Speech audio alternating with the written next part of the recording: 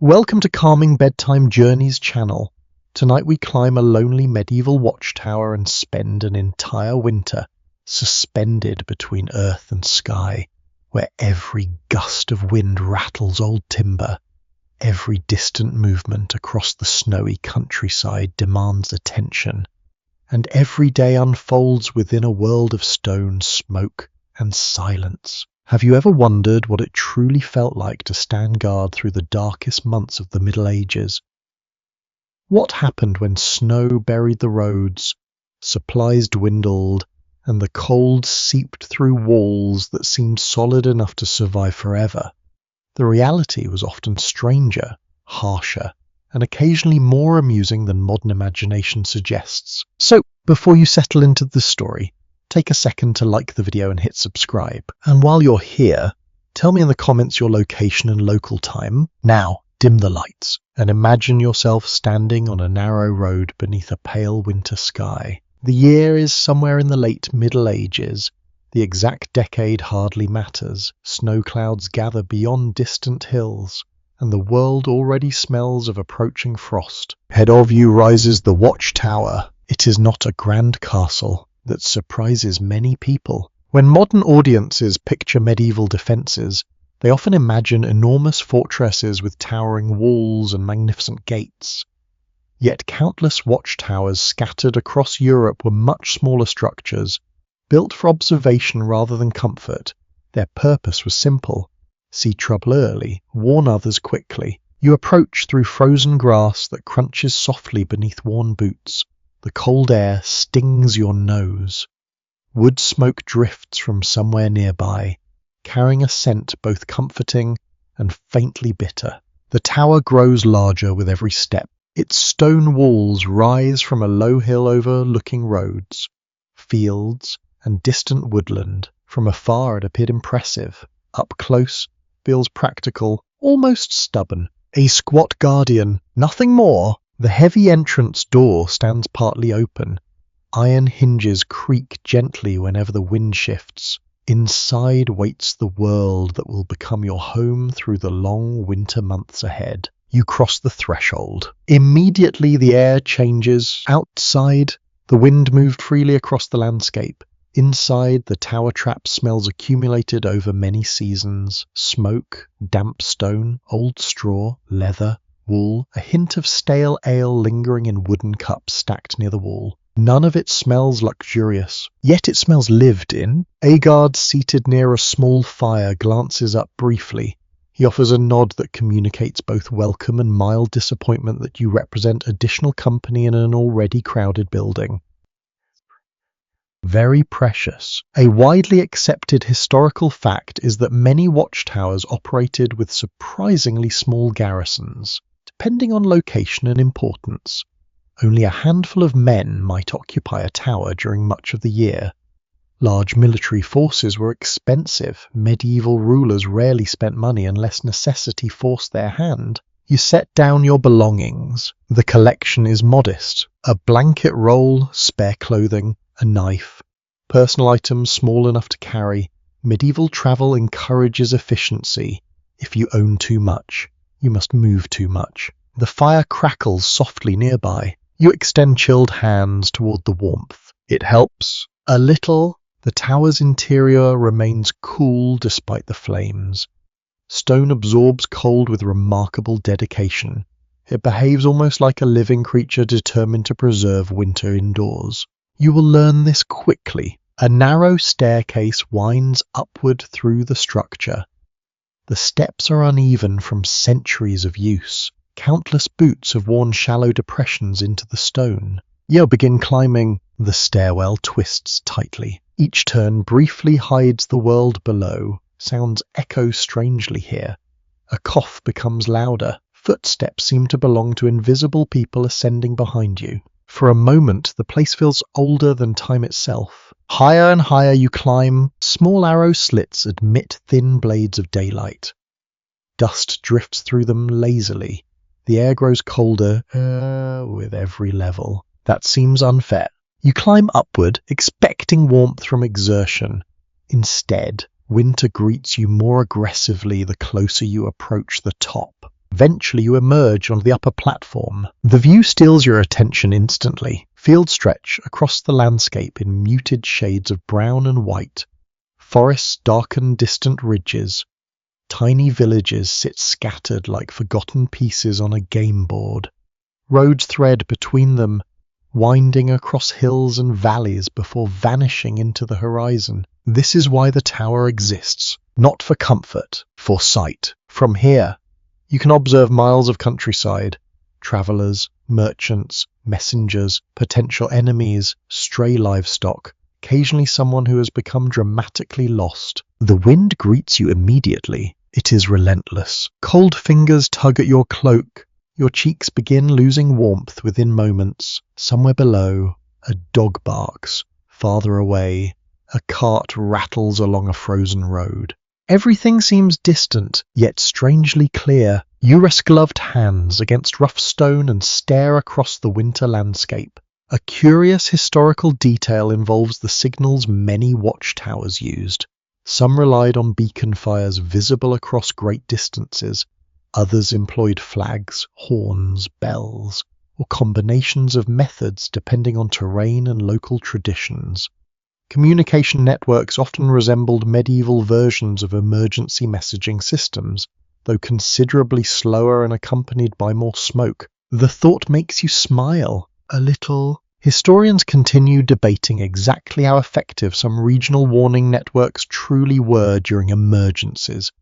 Records survive unevenly, and practical performance likely varied from place to place. A beautifully designed system on parchment did not always function perfectly when storms arrived and visibility vanished. That problem feels easy to imagine. You look north. Gather there. Winter approaches with confidence. Below, workers hurry through fields finishing seasonal tasks. Livestock move towards shelter. Thin streams of smoke rise from cottages preparing evening meals. Everyone understands what is coming. The season always arrives. No one negotiates with it. A raven lands nearby on the tower wall. Black feathers shine against the pale ski. It studies you briefly, perhaps judging your qualifications for winter survival. The verdict remains unclear. The bird eventually departs. Not complete silence, never complete. The wind whispers constantly around the stonework. Wooden beams creak occasionally.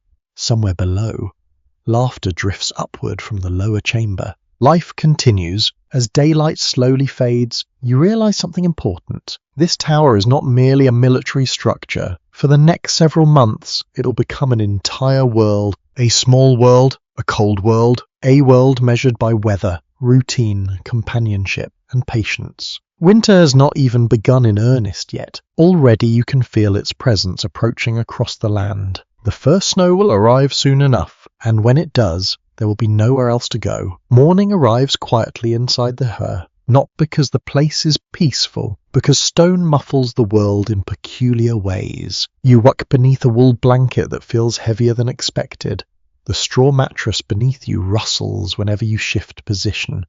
A faint draft brushes your cheek, slipping through cracks you failed to notice the night before. The fire downstairs has nearly died. You can smell it. Cold ash carries a distinct scent, dry and dusty, mixed with lingering wood smoke that has settled into every surface of the building. For several moments, you remain still. The tower groans softly around you. Timbers expand and contract with changing temperatures.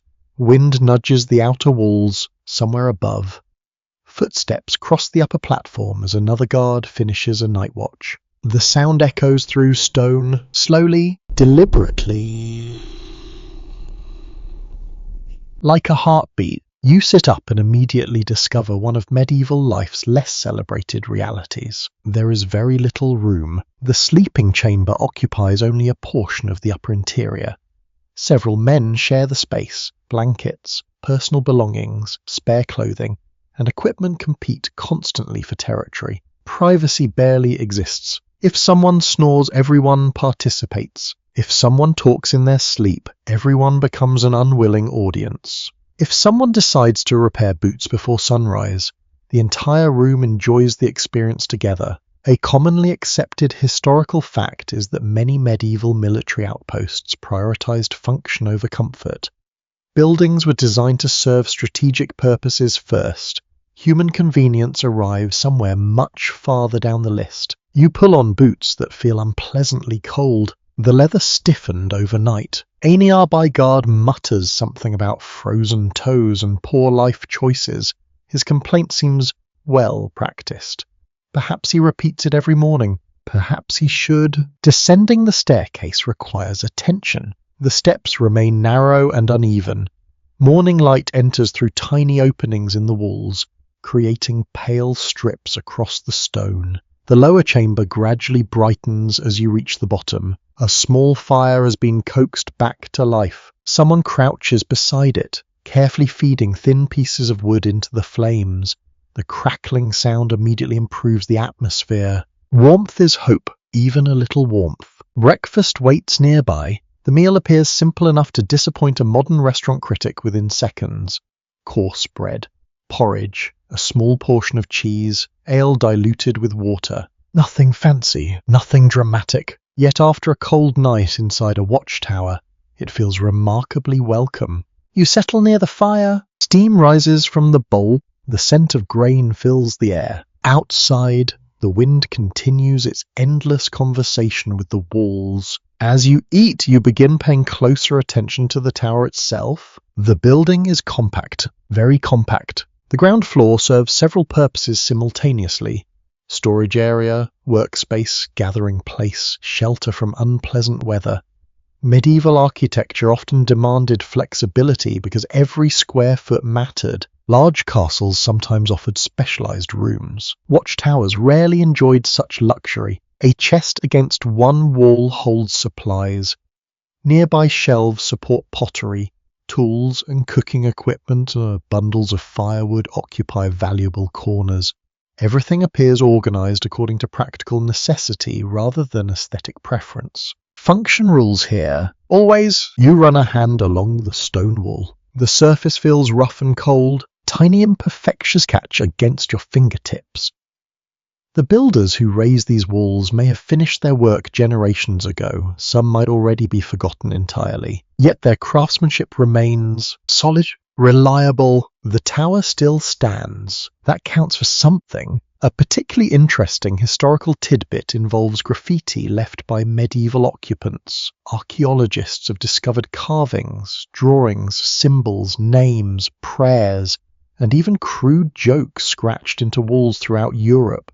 Human beings apparently remain consistent across centuries when given spare time and a hard surface. You glance around. It becomes tempting to wonder whether hidden marks exist somewhere within these stones. Perhaps they do. Perhaps previous guards sat exactly where you sit now, equally bored during long winter evenings. The thought creates an odd sense of connection. The centuries suddenly feel smaller. After breakfast, you continue exploring. The tower contains multiple levels, though none feel spacious. Each floor serves a distinct purpose. Storage occupies one area, sleeping arrangements fill another. Observation remains the priority above all else. The staircase links everything together like a narrow spine. Climbing it repeatedly becomes part of daily life. You quickly learn that medieval fitness programs required no special equipment. They simply built stairs, many stairs, and expected you to use them endlessly. At the upper level, daylight now spreads across the landscape beyond the arrow slits. Snow clouds remain visible in the distance. The countryside appears calm. Almost too calm, fields lie dormant beneath winter's approach. Trees stand bare against the horizon.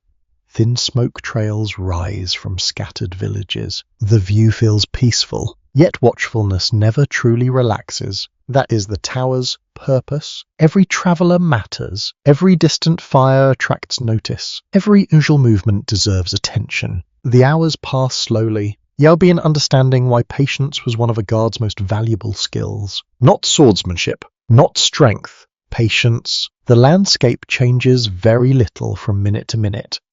Observation demands concentration despite monotony. Modern life rarely prepares people for such prolonged stillness. The tower forces it upon you. A question occasionally puzzles scholars. Some researchers debate exactly how isolated smaller Watchtower garrisons felt during winter months. Written records survive unevenly, and personal experiences likely varied widely depending on location, climate, and local support networks. One tower might feel connected, another might feel forgotten. The difference could be enormous. By afternoon, clouds cover much of the sky. The light turns silver-grey. Inside, activity remains modest. Equipment requires maintenance. Clothing needs repair. Firewood must be organized carefully. Small tasks accumulate constantly. No one remains idle forever. Even boredom has chores. You help stack supplies near the wall. The scent of dried wood fills the chamber. Dust drifts through shafts of pale light. A kettle simmers quietly over the fire. The atmosphere feels strangely domestic, not what many people imagine when picturing military life. Yet reality often includes ordinary moments hidden between dramatic events. Most days are not battles. Most days are routines. As evening approaches, the temperature begins falling again. You can feel it. The stone walls slowly surrender the day's limited warmth. Air near the floor grows colder first. Drafts become more noticeable. Cloaks appear on shoulders one by one. The tower prepares for another winter night. Outside, the first snowflakes finally arrive. Tiny flakes, almost hesitant, they drift past the observation openings and vanish into the gathering darkness. You watch them silently. The season has begun. The landscape below gradually fades beneath a thin veil of white. Roads soften, fields disappear, familiar landmarks become harder to distinguish. Everything grows quieter, everything grows still. The tower remains exactly where it has always been, standing above the sleeping countryside as winter settles across the world. And now, for the first time, it truly feels like home. The frost arrives in earnest during the night. When you wake, the tower feels different, not dramatically different at first. The walls remain where they were yesterday. The staircase still twists upward through stone. The fire still burns downstairs, yet winter has crossed some invisible threshold. You sense it immediately. The air feels sharper against your sin. Every breath seems slightly colder. The blanket that provided comfort only a day ago now feels less convincing. Outside, dawn reveals a countryside transformed. You climb toward the upper platform while rubbing warmth into your hands. The staircase feels colder beneath your boots. The stone almost seems to radiate chill from deep within the earth itself. At the top, the sight waiting beyond the battlements stops you for a moment. White everywhere, snow covers the fields below, woodland edges wear pale outlines. Roads that once appeared obvious now blend into the landscape like faded threads. The world has become quieter. A layer of snow possesses an almost magical ability to soften sound. Distant noises arrive muted and gentler. Even the barking of dogs from a far village seems subdued. The silence feels vast. You pull your cloak tighter. The wind answers immediately. It sweeps across the tower with renewed determination, slipping through every gap and opening. Cold air finds exposed skin with remarkable efficiency. The season has begun testing you. A well-established historical fact is that winter posed serious challenges for medieval communities. Travel became slower, agricultural activity decreased, and maintaining adequate food and fuel supplies demanded careful planning. Even modest cold spells could complicate daily life. Inside a watchtower, those difficulties become especially noticeable. You remain exposed to weather far more than most villagers below. The tower's position provides excellent visibility. It also provides excellent opportunities for freezing. One of the guards beside you points toward the eastern horizon. At first you see nothing unusual. Then movement appears. A small group of travelers, perhaps merchants, perhaps local farmers. Tiny figures move cautiously along a snow-covered road. Their pace is slow. A cart follows behind them, wheels struggling through slush and frozen ground. Watching becomes easier during winter in some respects. Tracks remain visible longer. Movement stands out clearly against white fields, yet visibility can also disappear suddenly whenever storms arrive. Everything depends on conditions, and conditions change quickly. You descend after your observation shift and return to the lower chamber. The scent of breakfast greets you before you even reach the fire. Porridge again? Nobody seems free. Medieval menus often favoured consistency over excitement. The warm bowl feels wonderful in your hands. Heat rises toward your face.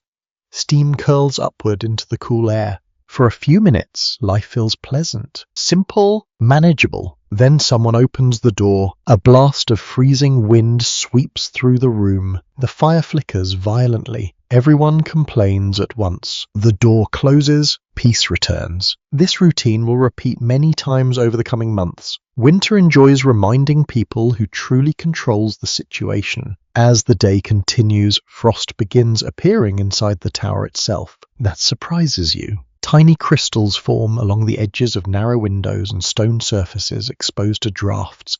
They sparkle faintly whenever sunlight reaches them. Beautiful and deeply inconvenient. You touch one patch lightly. The surface feels like rough glass, cold enough to sting. A curious historical detail concerns medieval attitudes toward cold weather. Some surviving accounts suggest people often accepted winter hardships with remarkable practicality. Complaints certainly existed, but many individuals viewed discomfort as a normal aspect of life rather than an extraordinary crisis. That perspective may explain quite a lot. Modern expectations and medieval expectations occupied very different worlds. You spend part of the afternoon helping transport additional firewood into the tower. The task sounds simple. It rarely is. Snow covers uneven ground. The wood itself feels heavy. Gloves become damp. Fingers lose warmth quickly. Every trip up the hill leaves you breathing harder than expected. Still, the work matters. Firewood represents survival. Without sufficient fuel, winter becomes a much more serious opponent. The pile near the wall grows steadily. Each log offers reassurance. Each log promises another hour of warmth. By late afternoon, dark clouds gather overhead. The sky lowers. The landscape beyond the tower gradually loses colour. White snow merges with grey horizons until boundaries become difficult to distinguish. A storm approaches, not a severe one, at least not yet. Notices, experienced people learn to read weather signs carefully.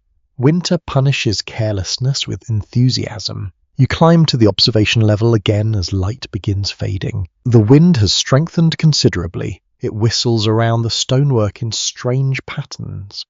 Certain openings produce soft tones, others create sudden mournful sounds that seem almost human. For a moment, you understand why old buildings often inspired stories. The tower feels alive. Not truly alive, of course, just expressive. Every gust creates a new voice. Every corner sings differently. Far below, snow begins falling once more. The flakes move sideways, never a promising sign. You remain on watch as darkness spreads across the countryside. Villages vanish one by one. Roads disappear completely. Woodland becomes a single black mass stretching across the horizon. Night arrives early during winter. Very early. The hours of darkness feel endless compared to summer months. A question that continues to interest researchers concerns how medieval people psychologically experienced these long winter nights. Written evidence exists, but interpretations vary. Some scholars believe seasonal darkness strongly shaped social habits, while others suggest communities adapted more comfortably than modern observers often assume. Whatever the answer, the darkness certainly feels substantial. It presses against the tower from every direction. Below, the fire glows warmly through an open doorway. The sight comforts you, more than expected. Eventually your shift ends. You descend carefully. The lower chamber welcomes you with warmth, conversation, and the smell of cooking stew. Nothing extraordinary fills the pot. Root vegetables, grain, a small amount of meat, yet the aroma feels wonderful after hours in the cold. Everyone gathers close to the fire. Naturally, humans have been doing exactly this for thousands of years. Outside, snow taps softly against the tower walls. Inside, shadows dance across stone surfaces illuminated by firelight. Someone tells a story, someone else corrects several details. The debate continues for far longer than necessary. Traditions apparently survive every century. You listen while warming your hands. The fire crackles. Wood shifts.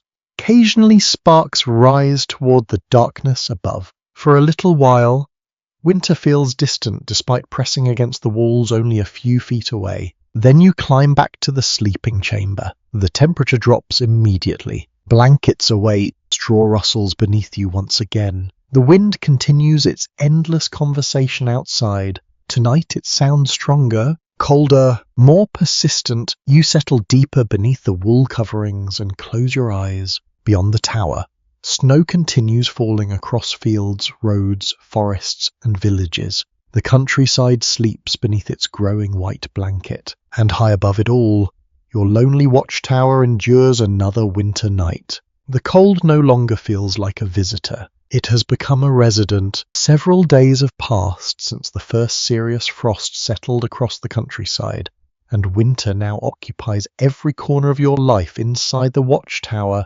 You notice it when you wake, you notice it when you eat, you notice it while climbing stairs and standing watch. Most of all, you notice it whenever the fire begins to fade. The morning starts before sunrise. Darkness still fills the tower when someone stirs the embers in the hearth below. A faint scraping sound drifts upward through the stairwell. Moments later comes the welcome crackle of fresh wood catching flame. The noise is reassuring, almost comforting. You remain wrapped beneath blankets for a few extra moments, appreciating every remaining pocket of warmth. The air outside the covers feels unpleasantly sharp. Eventually duty wins. It usually does. You sit up, pull on your cloak, and descend toward the fire. The lower chamber glows orange in the darkness. Shadows stretch across stone walls. Smoke curls upward before escaping through openings designed for that purpose, though not always with complete enthusiasm. Some smoke inevitably remains. It perfumes everything. Your clothing smells of it. Your blanket smells of it. Even your hair carries traces of it. By spring, you suspect the tower itself will smell permanently of smoke and damp wool. An observation supported by many surviving records is that interiors often contain significantly more smoke than modern homes. Chimneys improved conditions in some locations, but ventilation remained imperfect, especially in smaller structures. The people around you seem unbothered, or perhaps simply accustomed. There is a difference. Breakfast disappears quickly. Warm food possesses a special value during winter. Even a modest meal can improve morale when temperatures remain low. Outside, dawn finally begins revealing the landscape. You climb to the upper level carrying a lantern. The metal handle feels cold through your glove. Above, pale light spreads slowly across the horizon. Snow covers nearly everything now. Fields, roads, rooftops, and hills blend into a vast patchwork of white and grey. The wind arrives shortly afterward, right on schedule. It sweeps across the tower platform with cheerful hostility. You pull your hood lower. The wind does not care. Cold air still finds its way in. A challenge quickly becomes obvious during prolonged winter weather. Heating a watchtower is surprisingly difficult. Stone walls provide strength and durability, yet they are not particularly interested in sharing warmth with the people living beside them. The fire downstairs helps, but only so much. Heat rises, certainly, unfortunately, much of it also escapes. The tower seems engaged in a constant negotiation with the season. The guards add warmth, winter removes it. Neither side achieves complete victory. You spend the morning helping gather additional fuel from a covered storage area near the base of the hill. The task sounds simple. The reality is less elegant. Snow reaches above your ankles. Ice hides beneath fresh powder. Every armful of wood feels heavier than expected. Your breath forms white clouds. Your fingers ache despite gloves. By the time you finish several trips, the tower appears far more welcoming than it did earlier. That is one of winter's strange talents. It lowers expectations. An ordinary room becomes luxurious once the alternative involves standing outdoors in freezing wind. Inside, the fire burns steadily. The scent of oak fills the chamber. You stretch your hands toward the flames. Slowly, warmth returns. One fascinating detail from medieval life concerns: bed warmers. In wealthier households, metal pans containing hot coals were sometimes passed beneath blankets before bedtime. The practice made sleeping considerably more comfortable, though it demanded caution and common sense. Neither quality could always be guaranteed. The guards discuss such luxuries with amused skepticism. Nobody expects heated bedding in a remote watchtower. Here, warmth comes from blankets, fire, and optimism. The effectiveness of optimism remains questionable. By midday, snow begins falling again. Tiny flakes drift past observation openings and settle against the outer walls. The landscape gradually softens beneath fresh accumulation. Visibility decreases. Roads become harder to follow. Travelers become scarce. Most sensible people prefer shelter during weather like this. A lone rider appears briefly in the distance, then vanishes behind curtains of snow. You continue watching. Hours pass. The countryside remains quiet. The tower remains cold. A lesser-known aspect of medieval winter life was the tremendous importance of fuel management. Wood, charcoal, peat, and other heating materials represented essential resources. Running short created serious problems long before food supplies disappeared. Everyone understands this instinctively. Each log placed beside the hearth feels valuable. Each flame matters. During the afternoon, conversation turns toward old winters. Every group contains at least one storyteller. This tower is no exception. One guard insists he remembers a season when snow buried entire fences and froze barrels solid. Another claims wolves approached so closely that their eyes reflected firelight beyond the walls. The stories grow slightly larger with every retelling. Naturally, memory enjoys decorating itself. Whether all details are accurate remains uncertain. Researchers examining medieval climate records frequently encounter similar challenges. Personal accounts provide valuable information. Yet human beings have always possessed a talent for exaggerating unusual weather, particularly after several cups of ale. The debate continues pleasantly for most of the afternoon. Outside, conditions worsen. Wind-driven snow rattles against stone surfaces. Small drifts begin forming in sheltered corners around the tower. The sky becomes a uniform sheet of grey. Daylight fades earlier than seems reasonable. By evening, the world beyond the watchtower has nearly disappeared. You stand briefly on the upper platform before darkness fully arrives. The experience feels almost dreamy. Snow swirls through the air. The horizon has vanished entirely. Villages that were visible yesterday no longer exist from this vantage point. White movement remains. And wind, always wind. You descend carefully. The lower chamber glows warmly compared to the world outside. Firelight dances across rough walls. Someone stirs a pot hanging above the flames. The smell reaches you immediately. Stew? Simple stew. Wonderful stew. People gather close to the hearth while darkness settles around the tower. Cloaks dry beside the fire. Boots rest near the warmest stones. Conversation rises and falls softly. For a little while, the cold remains outside. Not defeated, merely delayed.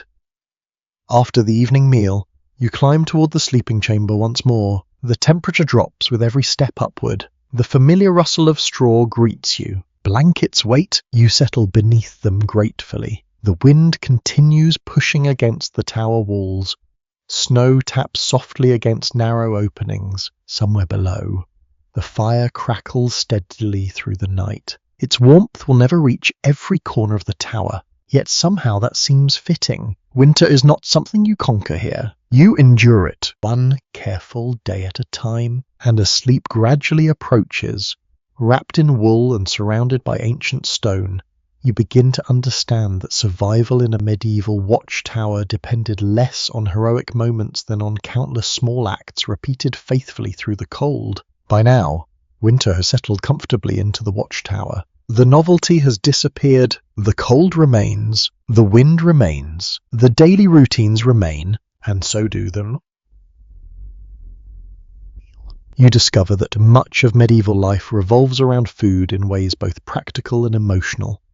Meals provide energy, certainly, yet during long winters they also provide structure, comfort, conversation, and something pleasant to anticipate while staring across frozen landscapes. The morning begins with familiar sounds: firewood shifting, boots scraping stone, someone coughing softly, someone else yawning loudly enough to suggest a personal disagreement with sunrise. You descend the staircase and immediately notice the smell. Porridge again, not surprisingly. Large pots simmer near the fire while steam drifts upward into the cool air. The scent is mild and earthy. Oats, barley, or other grains often form the foundation of winter meals because they stored well and could feed many people efficiently. Efficiency matters here quite a lot. You accept a wooden bowl and settle near the hearth. Heat brushes against your face while the rest of the chamber remains noticeably cooler. The first spoonful tastes simple, the second tastes better. By the third, hunger has improved everything considerably. One fact supported by surviving household records is that medieval diets varied enormously depending on wealth, location, and season. While nobles sometimes enjoyed elaborate meals, ordinary people often relied upon grains, bread, legumes, and whatever local resources remained available. A remote watchtower occupied its own category. The menu depended heavily upon supplies, and supplies depended heavily upon weather. Outside, snow continues covering the countryside.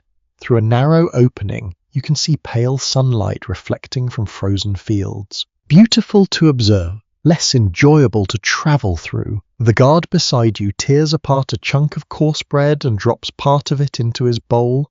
The bread is dense and dark. It requires effort to chew. Nobody complains. Food that lasts through winter earns respect. After breakfast, you assist with inventory. The process is not exciting. It is important. Large sacks containing grain rest against one wall.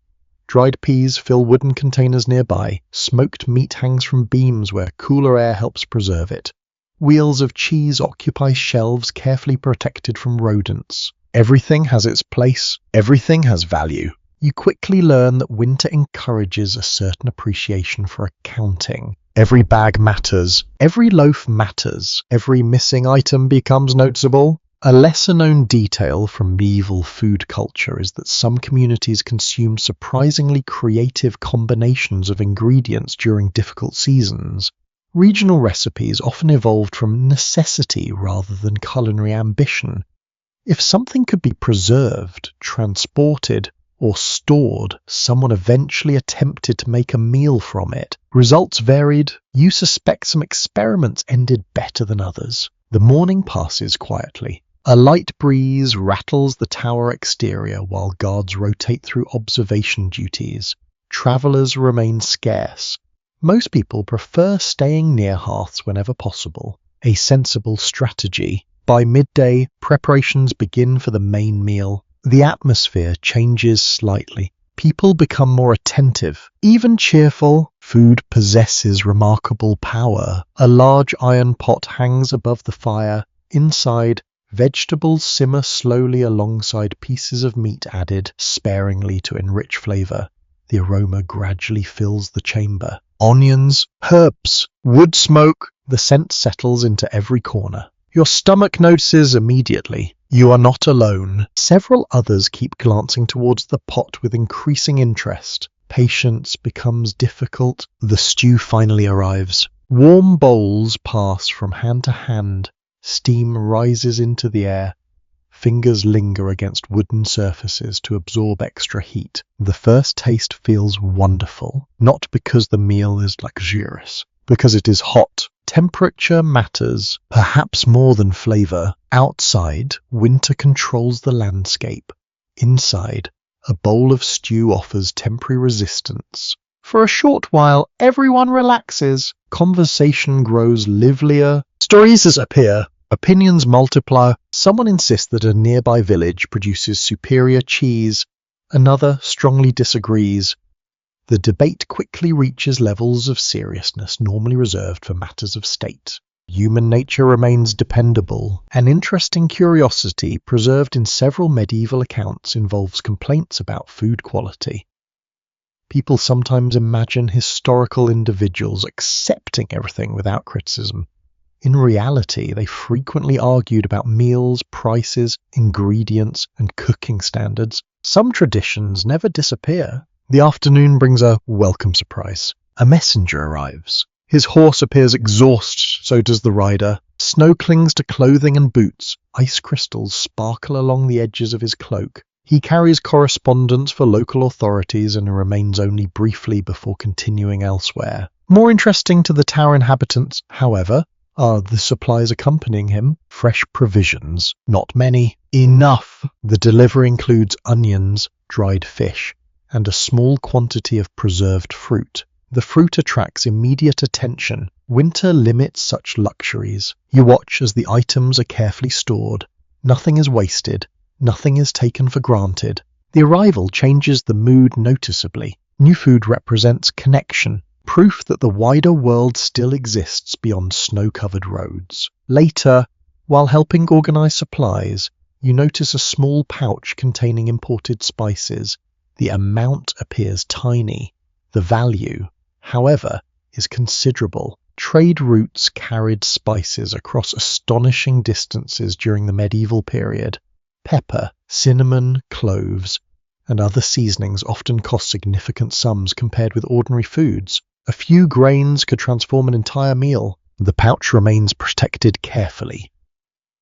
As daylight begins fading, preparations for the evening meal commence. Winter days feel short now. Shadows lengthen quickly across the countryside. Soon darkness will return. The fire burns brighter. Wood crackles softly. The scent of cooking fills the chamber once more. Tonight's meal resembles earlier ones in many respects, yet someone adds a small amount of spice to the pot.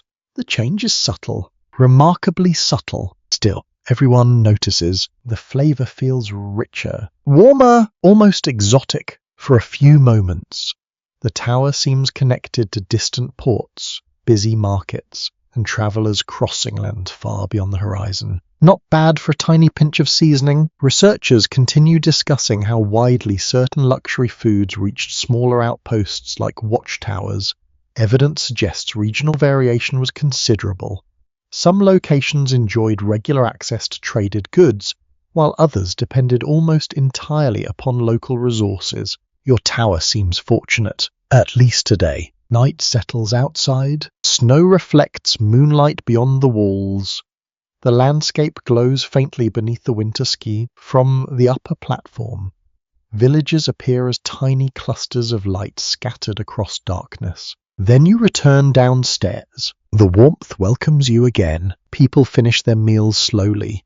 No one rushes. There is nowhere urgent to go. The fire provides companionship. The food provides contentment. Together they create something surprisingly valuable. Comfort. Eventually the bowls are emptied. The hearth continues glowing. Conversation softens. You climb the staircase toward the sleeping chamber while carrying the memory of warmth with you. The air grows colder higher up. It always does. Yet tonight the chill feels easier to tolerate. Perhaps because your stomach is full. Perhaps because the tower feels less like a military outpost and more like a home. Or perhaps because, during long medieval winters, a shared meal could accomplish what thick walls and roaring fires never quite managed. It could make people forget the cold, at least for a little while. The strangest challenge of winter in a medieval watchtower is not the cold. It is not hunger. It is not even isolation. It is boredom. A deep, patient, relentless boredom that arrives quietly and settles beside you like an unwelcome companion. The tower exists to watch. That sounds simple enough. Yet watching often means observing very little for very long periods. You discover this on a particularly clear morning. The storm that dominated the previous days has moved away during the night. The sky stretches blue and bright above the countryside. Fresh snow gleams beneath sunlight. Every distant hill appears sharply defined. Visibility is excellent, almost perfect, which means there is absolutely nothing happening. You stand on the upper platform with another guard while cold air drifts across the landscape. Frost sparkles on stone surfaces around you. Your breath rises in pale clouds. The view remains beautiful. Beautiful views, however, do not always provide entertainment. Hours pass slowly. A cart appears on a distant road. You watch it. A flock of birds crosses the sky. You watch that too. A farmer moves between buildings in a village several miles away. Remarkably, that becomes the most exciting event of the morning. Life in a watchtower encourages appreciation for small developments. Very small developments. Evidence from medieval military records suggests that much of a guard's duty involved routine observation rather than dramatic confrontation. Popular stories often emphasize battles and alarms. Daily reality usually consisted of vigilance, maintenance, and patience. A great deal of patience. The sun climbs higher. Snow reflects light into your eyes. The landscape remains unchanged. Eventually you descend to warm yourself near the fire before returning to the observation post again. This cycle repeats throughout the day. Watch, warm yourself, watch again, eat, watch some more. I begin understanding why storytellers, games, songs, and conversation held such importance during long winters. The human mind dislikes emptiness. It seeks occupation. When excitement refuses to appear naturally, people create their own. One guard enjoys identifying distant landmarks and testing newcomers. He points toward the vague shapes on the horizon and asks impossible questions. Is that hill farther than the forest? Which village chimney belongs to the baker? How many sheep stand beside that barn? Nobody ever knows. I seems delighted regardless. The game consumes nearly an hour. An overlooked aspect of medieval life is the amount of informal entertainment people invented for themselves. Many activities left few written records because they seem too ordinary to mention, yet human beings have always enjoyed passing time creatively, particularly when trapped indoors, or halfway indoors, or standing atop a freezing tower near midday. Sunlight softens the snow slightly. Tiny droplets form along portions of the stone exposed to direct light. Water trickles briefly before freezing again as temperatures fall. The tower experiences its own miniature seasons. Morning frost, afternoon thaw, evening ice. You lean against the wall and survey the countryside once more. The silence feels immense. Below, fields sleep beneath winter's blanket. Woodland edges cast long shadows. Roads remain nearly empty. The world appears paused. For a moment, you almost forget why the tower exists. Then movement catches your attention. Several riders, far away, nothing threatening. Likely travelers moving between settlements. Even so, their appearance breaks the monotony immediately. You follow their progress for nearly 20 minutes. Such is the power of novelty. A small group of riders becomes a major event. Later, during the afternoon meal, conversation turns toward unusual sightings witnessed from the tower over the years. The stories vary considerably. One man claims he once watched a runaway pig evade half a village across snowy fields. Another insists he observed a nobleman fall from a horse while attempting an overly dramatic arrival. That tale receives enthusiastic approval. Perhaps surprisingly, medieval records occasionally preserve complaints about boredom among soldiers, officials, and religious communities. While survival remained a serious concern, many people still struggled with monotony whenever routines became repetitive. Some experiences truly are timeless. The discussion eventually reaches stranger territory. A tale emerges concerning mysterious lights observed years earlier near distant woods during winter nights. No one agrees on the explanation. Travelers, hunters, poachers, something less ordinary. The uncertainty seems to improve the story considerably. People enjoy mysteries, especially during winter. Academic opinions remain mixed regarding how many supernatural reports reflected genuine belief versus storytelling traditions, medieval communities certainly embrace spiritual explanations more readily than many modern societies. Yet humour and exaggeration also played important roles. Human imagination has always been active after sunset, particularly near warm fires. The afternoon drifts onward. Outside, clouds begin gathering once more.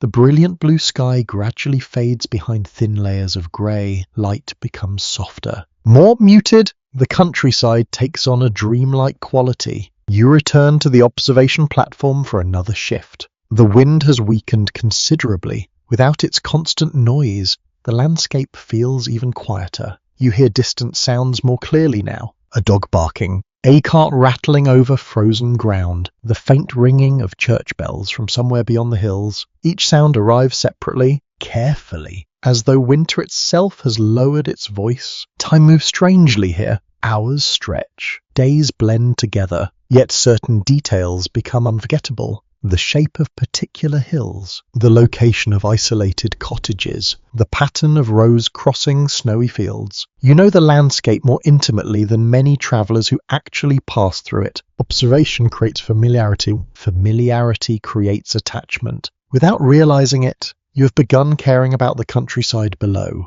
As evening approaches, clouds thicken overhead. The first stars remain hidden. Smoke rises from village chimneys in straight grey columns. Families prepare evening meals. Doors close against approaching darkness. The entire region seems to settle inward, toward warmth, toward shelter, toward home. Inside the tower, lamps are lit one by one. Golden light replaces fading daylight. Shadows return to familiar corners. The fire crackles steadily in the lower chamber. You descend from the observation post and join the others near the hearth. The atmosphere feels relaxed tonight. No storms, no urgent message, no unexpected visitors, just another winter evening. Someone begins carving a small piece of wood while telling a story. Another guard repairs worn clothing beside the fire. A third quietly sharpens a knife. The activities are simple, almost mundane, yet they fill the hours comfortably. You realize that boredom itself has become part of life here, not an enemy. Not exactly. More like another season, something to be endured and adapted to later. When you climb towards the sleeping chamber, the tower feels unusually peaceful. Wind no longer rattles the walls. Snow rests quietly across the countryside beyond. You settle beneath blankets and listen. Nothing, almost nothing, only the occasional creak of timber, the faint murmur of voices below, the distant crackle of the fire. Tomorrow will likely resemble today, and the day after that may look very similar as well. Yet somehow the tower continues teaching patience through repetition, silence, and long stretches of watchfulness. A lesson delivered one quiet winter hour at a time. Night changes everything. The same watchtower that seems practical during daylight becomes something altogether different after sunset. Familiar walls appear older. Ordinary sounds gain new significance. Distances become impossible to judge. And the darkness feels enormous. You'll begin your evening watch shortly after the last traces of daylight vanish beyond the horizon. The climb upward feels routine now. Your boots know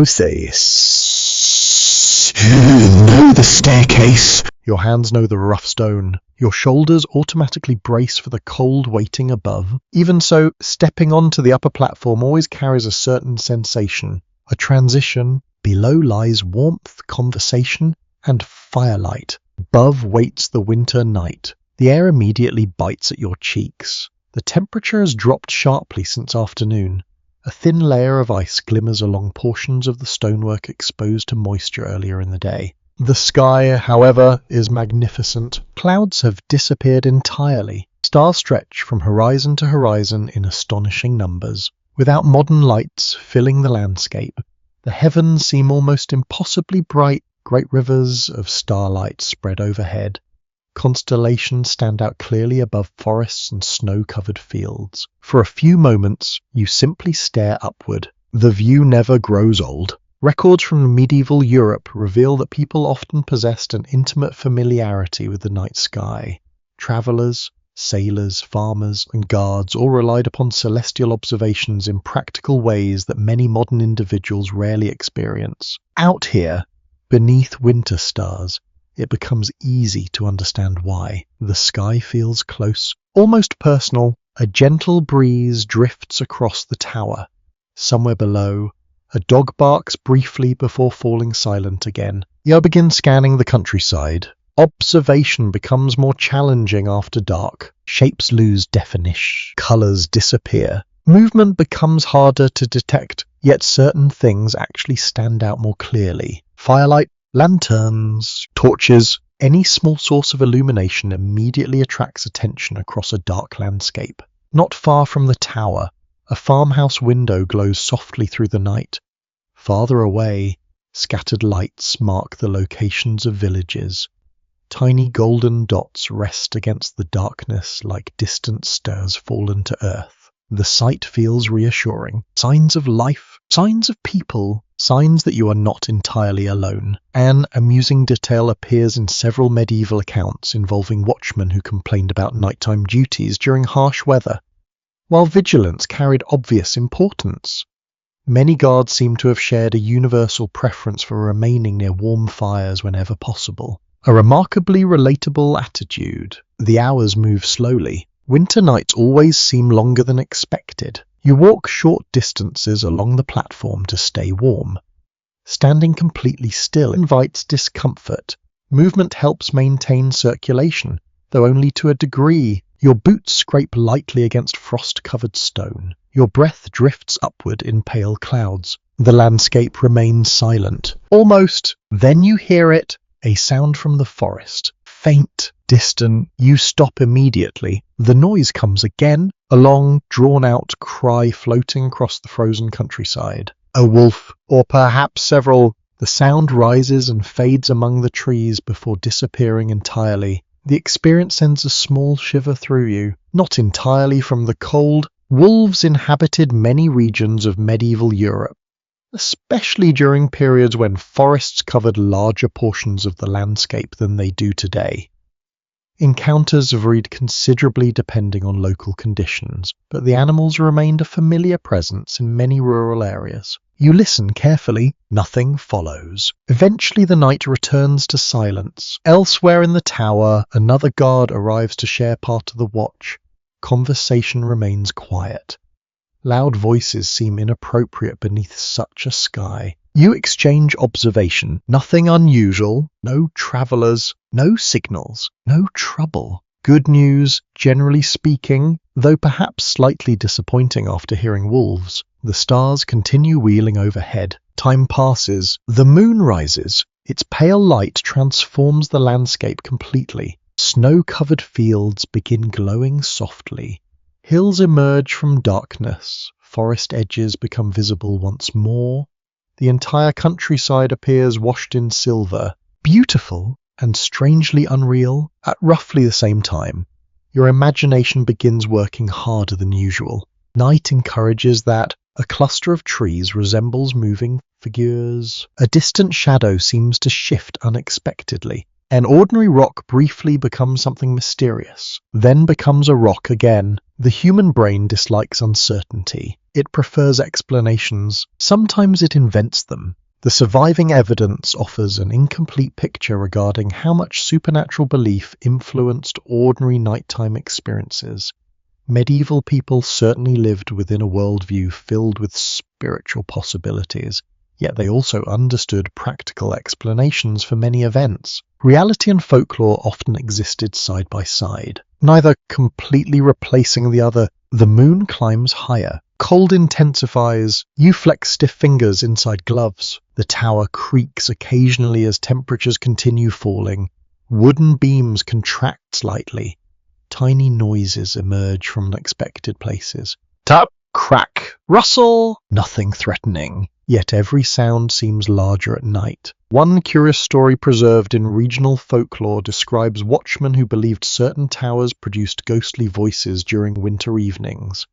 Modern explanations usually point toward wind moving through narrow openings and structural gaps. The towers themselves were innocent. The wind performed all the work. Still, it is easy to understand why such stories developed. A sudden gust sweeps around the structure. The resulting sound resembles a low, mournful note. Not frightening, just unusual. You smile despite yourself. Some medieval storyteller probably heard the same noise centuries ago and immediately improved it with ghosts.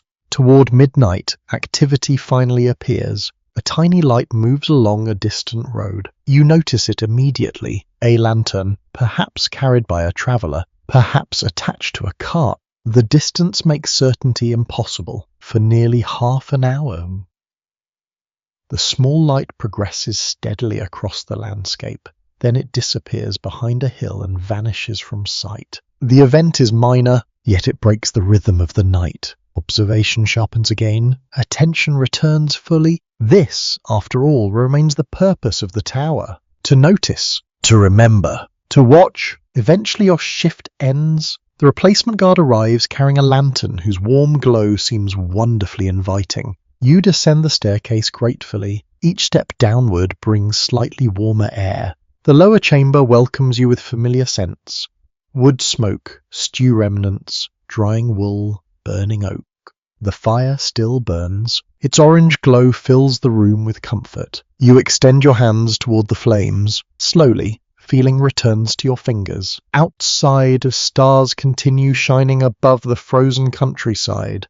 Wolves may still wander distant forests. Travellers may still cross lonely roads beneath moonlight. Yet for now, none of those concerns belong to you. You settle near the hearth, listening to the gentle crackle of burning wood. The tower remains awake. The night remains vast, and somewhere high above the sleeping world, another watchman stands beneath the stars, keeping silent company with winter. The storm arrives without much warning. Winter often behaves that way. One evening the countryside appears calm beneath a blanket of snow. The next morning, the world beyond the tower has almost vanished. You notice the change before sunrise. The sound wakes you first. Wind, not the familiar breeze that usually circles the tower. This is something heavier, stronger, a continuous roar pressing against the stone walls. You remain beneath your blanket for a moment, listening. The tower answers with creaks and groans. Timbers complain softly. Loose shutters rattle. Somewhere above, wind pushes through narrow openings with an eerie whistle. The storm has arrived. By the time you descend the staircase, everyone is already awake. The fire burns brighter than usual. Several guards stand near arrow slits attempting to judge conditions outside. Their expressions reveal little optimism. You approach one of the openings. The view surprises you, or rather, the lack of a view. Snow fills the air, not gentle flakes, not drifting powder. A dense white curtain moves across the landscape with astonishing speed. The nearest hillside remains barely visible. Everything beyond it has disappeared entirely. The world seems smaller, much smaller. A review of medieval weather records and chronicles reveals that severe winter storms could disrupt travel for days or even weeks. Roads vanished beneath snow, rivers froze, communication slowed dramatically. Entire communities sometimes became isolated until conditions improved. Today your tower joins that tradition. Breakfast feels quieter than usual. People eat while listening to the storm. Every gust reminds you of the weather waiting outside. The tower remains sturdy, yet the force of the wind is impossible to ignore. Wood smoke drifts upward from the hearth. The smell feels comforting, necessary. The storm makes the tower seem more isolated than ever before. After the meal, observation duties continue despite the conditions. The responsibility never disappears. You climb toward the upper platform. The staircase feels colder than usual. Wind sneaks through every available crack. Snow has somehow found its way indoors as well, gathering in tiny patches near exposed openings. Winter possesses remarkable determination. At the top, visibility has become almost non-existent. You stand beside the wall and stare into a swirling white void. Nothing moves. Nothing can be seen. Even familiar landmarks have vanished completely. The countryside that you spent weeks learning now seems erased from existence. Only the tower remains, and the storm. Hours pass. The situation changes very little. Snow continues falling, wind continues howling, the landscape remains hidden. Back downstairs, people adapt as best they can. Clothing dries near the fire. Equipment receives maintenance. Wood supplies are checked repeatedly. Everyone see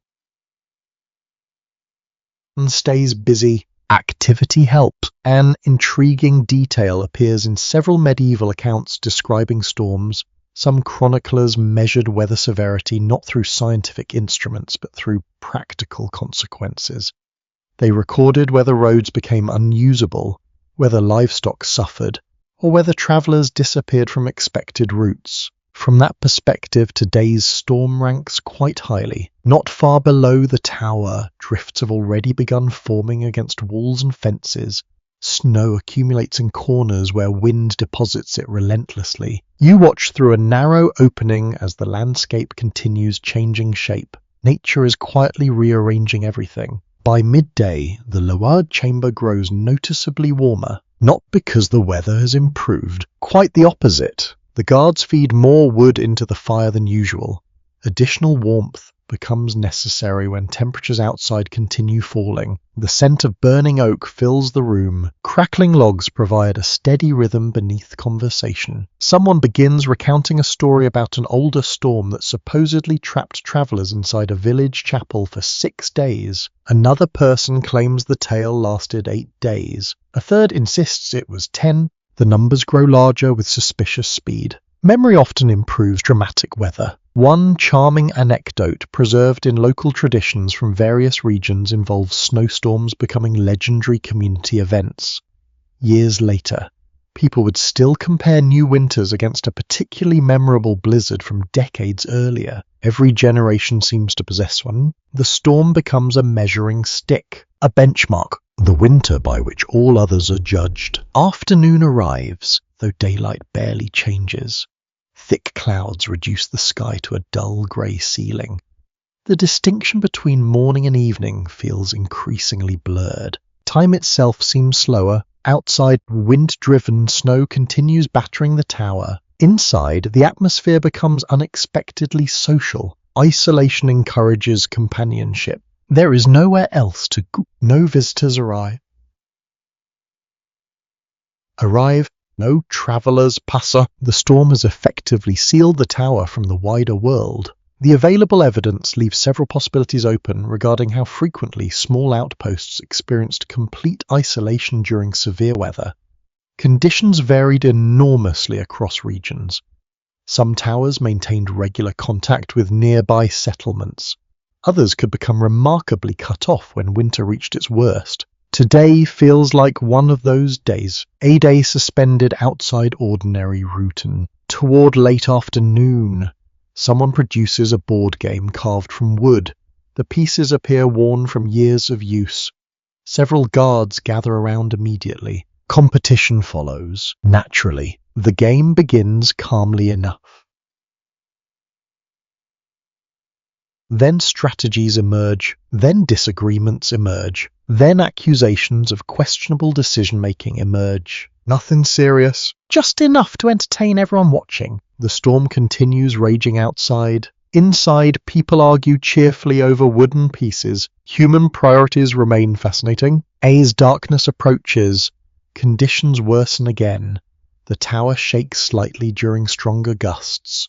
Snow hisses across stone surfaces. Small amounts of powder force their way through gaps around openings. The world beyond remains invisible. Completely invisible. You take another brief turn at observation duty. The experience feels almost surreal. Standing atop the tower, you can barely see beyond the walls. Wind pulls at your cloak. Snow stings exposed skin. At dawn becomes a constant rushing presence. The landscape has vanished. The horizon has vanished. Even the sky has vanished. There is only motion. White motion in every room. In every direction. After several minutes, you descend gratefully. The lower chamber feels wonderfully welcoming. The fire glows brightly. Stew simmers above the hearth. People sit close together while shadows dance across the walls. A sense of shared shelter fills the room. Outside lies chaos. Inside lies warmth. That contrast becomes especially powerful during storms. As evening deepens, conversation softens. Some people mend clothing, others sharpen tools. A few simply watch the flames. No one seems eager to sleep. The storm makes companionship more valuable. Eventually, however, fatigue wins. You climb toward the sleeping chamber, while wind continues roaring beyond the walls.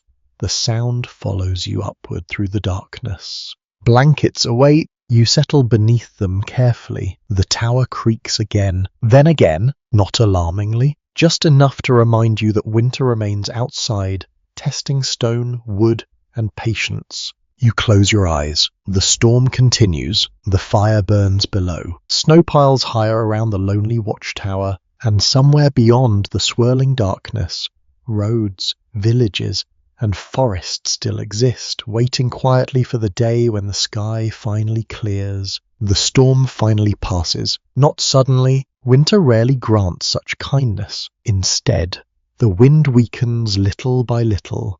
The snowfall lessens. Grey skies begin breaking apart. By the following evening, stars once again appear above the tower. Everyone seems relieved. The silence after a storm feels different from ordinary silence, deeper somehow, as though the countryside itself is resting. Tonight, however, your attention focuses on something more immediate. Or rather, the challenge of achieving it. Modern people often imagine medieval sleep as simple. Darkness arrives, people become tired, everyone drifts peacefully into slumber beneath warm blankets. Reality proves slightly more complicated. You discover this while preparing for another winter night in the watchtower. The evening meal has ended. The fire still glows warmly in the lower chamber. A few guards remain awake, quietly talking beside the hearth. You climb the staircase carrying a small lantern. Its flame flickers gently. The upper sleeping area waits in darkness beyond. The familiar scent greets you immediately. Straw, wool, leather, smoke. The combined aroma has become part of daily life. Not pleasant exactly, not unpleasant either, simply familiar. You set the lantern down and begin arranging your bedding. The process matters more than outsiders might expect. Every blanket has a purpose. Every fold matters. A detail frequently mentioned in surviving household records is that bedding represented a valuable possession in medieval society. Good blankets, quality linens, and warm coverings could be expensive and highly prized. During winter, their value became especially obvious. The temperature upstairs remains noticeably colder than near the fire below. Heat rises, certainly, but not enough to transform the sleeping chamber into a cozy retreat. Cold air lingers stubbornly. You settle onto the mattress. Calling it a mattress requires generosity. The structure consists largely of straw packed within fabric coverings. It provides some cushioning, not much. Still, after weeks in the tower, your standards have adjusted. Remarkably, the straw rustles softly beneath you. A nearby guard jokes that the bedding becomes more comfortable every month because expectations continue falling. Nobody disagrees. Elsewhere in the chamber, people prepare for sleep in their own ways. Cloaks are folded carefully, boots are positioned nearby, personal belongings remain within easy reach. The routines have become automatic. Comfort emerges through familiarity, not luxury. One small but fascinating detail from medieval life involves sleeping positions. Historical artwork and short written descriptions suggest that many people often slept partially upright or with heads elevated more than modern sleepers typically prefer. The reasons remain debated. Health beliefs may have played a role. Practical considerations may have contributed as well. Whatever the explanation, sleeping arrangements varied considerably across different communities. You pull a blanket tighter around your shoulders. The wool feels rough against your skin, yet it traps warmth effectively. That matters more. Outside, moonlight shines across the snow-covered countryside. Through a narrow opening, you can see part of the landscape glowing pale silver beneath the stars. The view appears peaceful. Almost serene, the reality inside the sleeping chamber proves less tranquil. Someone snores loudly. Another person shifts position every few minutes. A third seems determined to conduct an ongoing argument with the imaginary opponents while asleep. Life in shared quarters offers many educational experiences. Privacy is rarely among them. The hours pass slowly. Sleep comes and goes. The tower itself contributes occasional noises.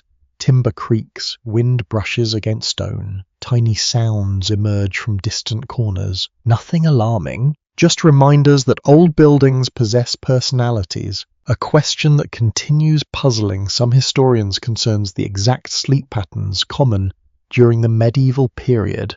Various sources suggest many people may have experienced segmented sleep, waking for a period during the night before returning to bed. The evidence is intriguing, though not entirely conclusive. As midnight approaches, you find yourself awake again, not fully awake. Just enough! The sleeping chamber remains dimly illuminated by faint moonlight entering through narrow openings. Shadows stretch across the walls. Everyone else appears asleep, or mostly asleep. The atmosphere feels strangely peaceful. You listen. A soft breeze, gentle snoring, the distant crackle of the fire below. For a moment, the tower seems suspended outside time. Then someone snores with renewed enthusiasm. The moment passes. You smile despite yourself. A peculiar note preserved in several historical anecdotes concerns animals sharing sleeping spaces with humans, depending on location and circumstance. Dogs, cats, and occasionally other creatures sometimes occupied indoor areas during cold weather. Such arrangement offered advantage and certain aromatic disadvantage. Certainly, your tower remains relatively free of livestock, a fact everyone appreciates. Eventually you drift back towards sleep. Dreams arrive briefly, then vanish. The night continues. Hours later, you wake again, this time from cold. The fire downstairs has burned lower. Temperatures throughout the tower have fallen noticeably. Frost has formed along portions of the stone near exposed openings. You pull the blanket higher. Others do the same. Without fully waking, people adjust instinctively. Winter teaches efficiency. Nobody wishes to leave a warm blanket unless absolutely necessary. Beyond the walls, the countryside remains silent beneath moonlight. Snow reflects enough light to brighten the landscape even during darkness. The world appears almost luminous, a frozen kingdom of silver and blue. Toward dawn, the cold reaches its daily peak. The air feels crisp enough to bite. Your nose notices first, then your fingers, then everything else. Yet morning slowly approaches. The sky beyond the openings begins changing color. Black becomes dark blue becomes grey. The night is ending. You rise reluctantly from the bedding. The straw crackles beneath you. Your joints protest mildly. The floor feels cold beneath your boots. Another day begins. Descending toward the lower chamber feels particularly rewarding this morning. The scent of wood smoke reaches you halfway down the staircase. Then comes warmth, glorious warmth. The fire has been revived. Flames dance across fresh logs. Orange light fills the room. Steam rises from breakfast preparations. People gather near the hearth almost immediately. Like migrating birds discovering favorable weather, the mood feels cheerful. A successful night's sleep in a medieval watchtower does not necessarily mean sleeping perfectly. It means sleeping enough.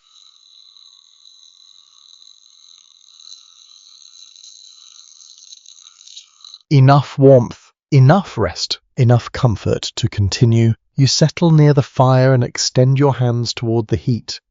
Outside, winter still dominates the countryside. Snow still covers roads and fields. The season remains far from finished. Yet another night has passed. Another dawn has arrived. And high within the old stone tower, you have learned that medieval sleep was less about luxury and more about resilience, adaptation, and finding rest wherever warmth and shelter could be found. The storm may have passed, but winter still controls the roads. You realize this while standing atop the tower shortly after dawn, watching a lone rider struggle through the deep snow several miles away. The horse moves carefully, progress comes slowly. What might have been a brief journey during summer now requires patience, caution, and considerable determination. The site serves as a useful reminder. Messages do not stop simply because the weather becomes difficult. In fact, communication becomes even more important. You remain on watch while pale sunlight spreads across the frozen countryside. Snow still covers the fields from the recent storm. Trees stand motionless beneath a sky washed in soft shades of grey and blue. The world feels clean, fresh, almost untouched, yet hidden beneath that beauty lies a practical challenge. People still need information. Lords need reports. Villages need warnings. Merchants need news. Military commanders need updates. And somewhere, someone is always waiting for a message that cannot wait until spring. By mid-morning, activity arrives at the tower. The rider you spotted earlier finally reaches the hill. His horse looks tired. So does he. Snow clings to boots, cloak, and beard. Tiny crystals sparkle whenever sunlight catches them. He dismounts carefully, stretches stiff legs, and offers a greeting before stepping inside. Warmth welcomes him immediately. The scent of wood smoke follows. For a few moments he simply stands near the fire, allowing feeling to return to his hands. Nobody rushes him. Everyone understands. Travel in winter demands respect. Medieval administrative records frequently reveal just how dependent governments and local authorities were upon messengers. Information moved at the speed of people, animals, weather, and roads. Every letter represented a physical journey. A remarkably physical journey. The messenger eventually produces several sealed documents from a leather pouch protected beneath his cloak. The contents do not concern you directly. They pass into the hands of those responsible for such matters. Till the arrival creates excitement. News has arrived, and news is valuable, particularly during winter. Conversation follows naturally. Where did he come from? What conditions exist farther south? Are roads passable? Has the river frozen? What rumors travel with him? Questions emerge from every direction. Answers follow. Some prove useful. Others sound suspiciously embellished. The messenger claims one village experienced drifts taller than a man. Someone immediately asks whether the man in question happened to be unusually short. Laughter follows. The messenger accepts the criticism gracefully. At least this time, near midday, you accompany another guard to inspect the tower's signalling equipment. A horn hangs beside the upper observation area. Nearby rests a stack of materials used for beacon fires should an emergency require them. The equipment appears simple, yet simplicity often works best. Throughout medieval Europe, various systems linked defensive sites through visual and audible signals. Exact methods differed by region, terrain, and local tradition. But the principle remained familiar. Notice danger quickly. Pass information onward. The tower forms one small part of a larger network. Even in winter, perhaps especially in winter, the sky remains clear throughout the afternoon. Visibility stretches for miles. You spend several hours scanning roads and villages below.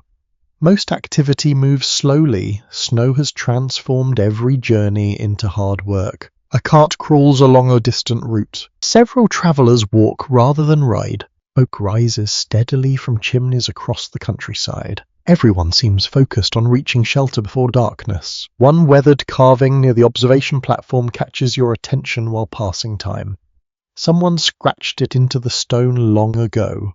The image appears to depict a bird wearing what might be a crown, or perhaps an unusually ambitious chicken. The artist's intentions remain mysterious. Generations of guards have likely wondered the same thing. The carving survives. The explanation does not. Later writers occasionally mentioned graffiti appearing in castles, towers, churches, and city walls. Some marks carried religious significance, others recorded names.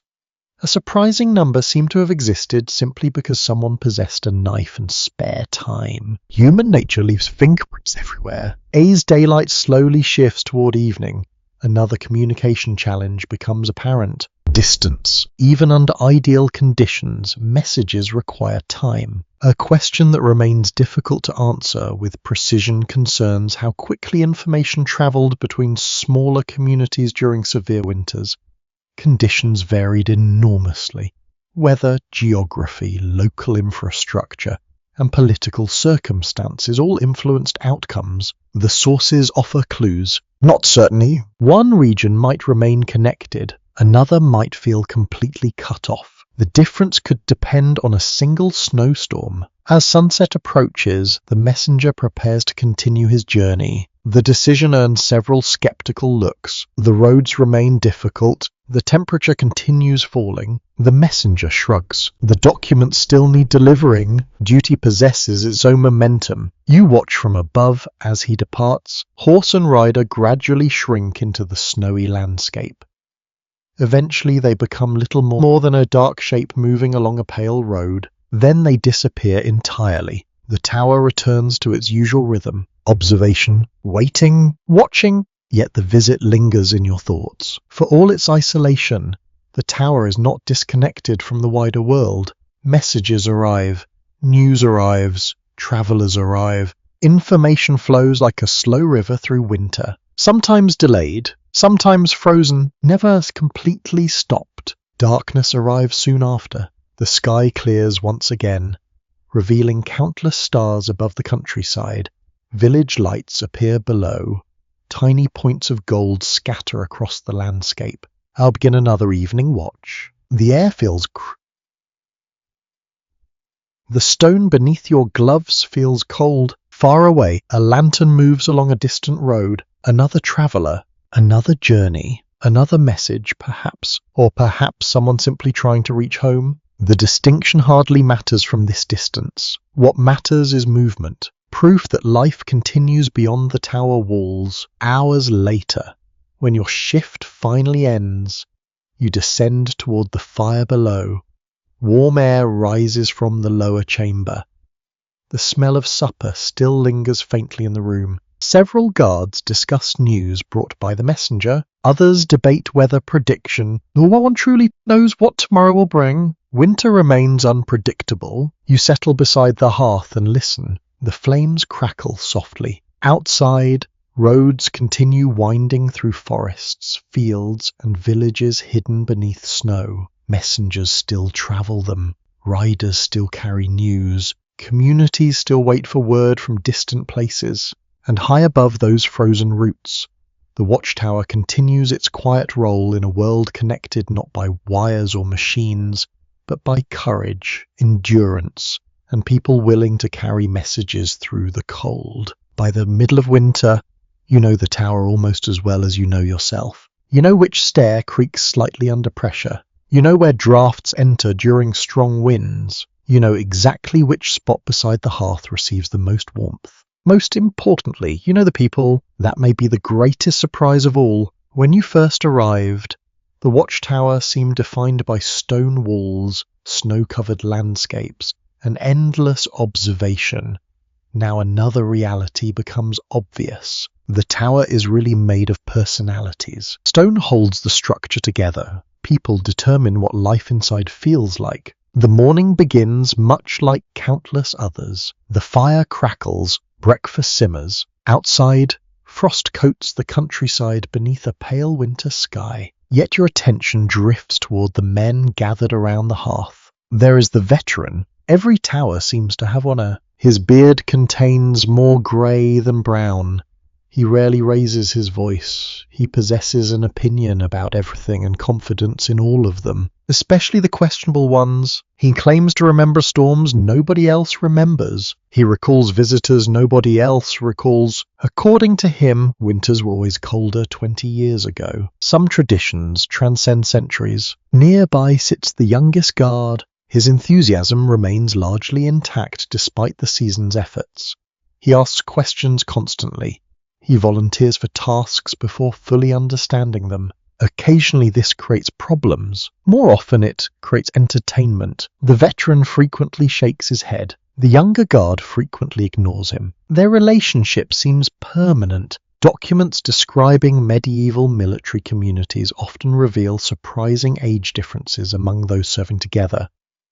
Experience mattered, youth mattered, practical knowledge passed from one generation to another through daily interaction rather than formal instruction. You witness that process regularly. The tower functions partly as a workplace, partly as a classroom. After breakfast, observation duties begin. You climb to the upper platform alongside one of the quieter guards. He speaks less than the others. Some people mistake silence for absence of personality. They are usually wrong. During weeks of shared duty, you have learned otherwise. He notices details, tracks in distant snow, changes in weather patterns, small movements along roads. While others tell stories, he watches. While others debate, he observes. Every group contains different talents. The tower benefits from all of them. The morning passes peacefully. Sunlight glitters across frozen fields. Smoke rises from village chimneys. Ravens circle above distant woodland. Beside you, the quiet guard suddenly points toward a road near the horizon. At first you see nothing. Then you notice a cart. Tiny, almost invisible. His eyesight remains annoyingly impaired.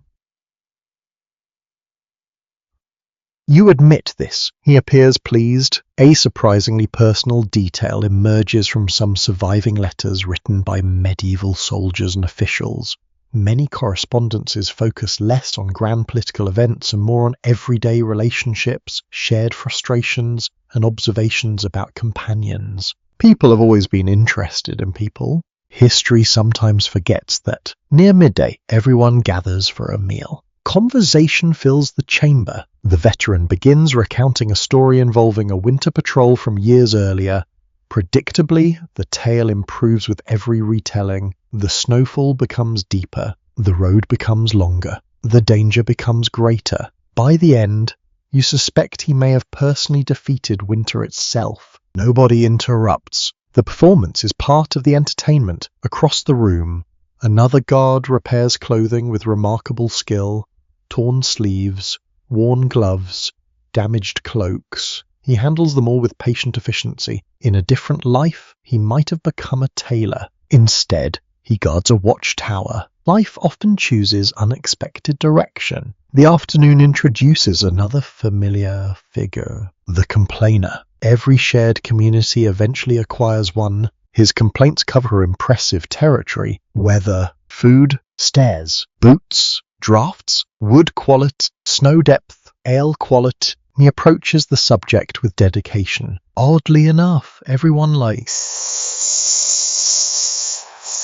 him. Perhaps because his complaints are so predictable. Perhaps because he secretly enjoys the role. An amusing entry from a medieval account book records disciplinary action involving arguments among soldiers over matters that seem astonishingly trivial today.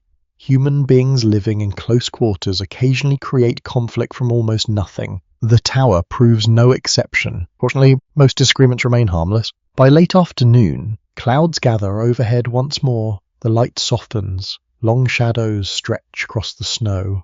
Inside day, routines continue. One man sharpens tools. Another organizes supplies. Someone else cleans equipment near the fire. None of these tasks appear dramatic. All of them matter. The tower survives through accumulated effort, not heroic moments. As daylight fades, the atmosphere changes subtly. Evening encourages conversation. People drift closer to the hearth, work slows, stories return. The younger guard asks questions again. Many questions, perhaps too many questions. The veteran answers, some invents answers for others. The distinction occasionally becomes difficult to detect. Laughter follows. The fire pops suddenly, sending sparks upward. For a moment, everyone watches the flames. Comfort settles across the room. The available evidence cannot tell us exactly what friendships looked like inside every watchtower. Personal relationships rarely leave detailed records, yet scattered references suggest bonds formed naturally wherever people shared hardships, responsibilities,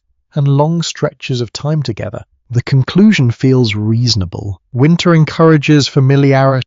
You cannot spend months inside a small tower without learning people's habits. You learn who snores, who rises earliest, Who tells the same story repeatedly? Who always sits in the same place near the fire? You learn who becomes cheerful after a good meal, who becomes silent during storms, who secretly saves small treats for difficult days. A faded mark near the hearth illustrates this perfectly.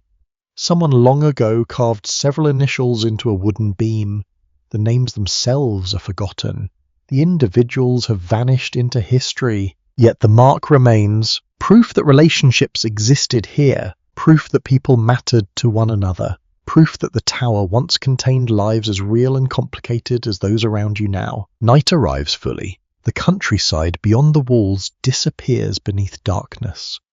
Only scattered village lights remain visible through observation openings. Inside, however, warmth persists. Voices rise and fall. Stories continue. The veteran begins another tale despite clear evidence that everyone has already heard it before. No one stops him. The younger guard pretends surprise at key moments. The performance proceeds exactly as expected. Some rituals require no improvement. Eventually people begin preparing for sleep. One by one they climb the staircase toward the upper chamber. The fire burns lower. Shadows lengthen. You linger for a few moments beside the hearth before following. The tower feels different tonight. Not warmer, not larger, simply more familiar. The stone walls remain cold. The winter remains long. Yet the people around you have transformed the tower into something more than a defensive structure. A community. Small, imperfect, occasionally annoying, yet undeniably human, and during a medieval winter,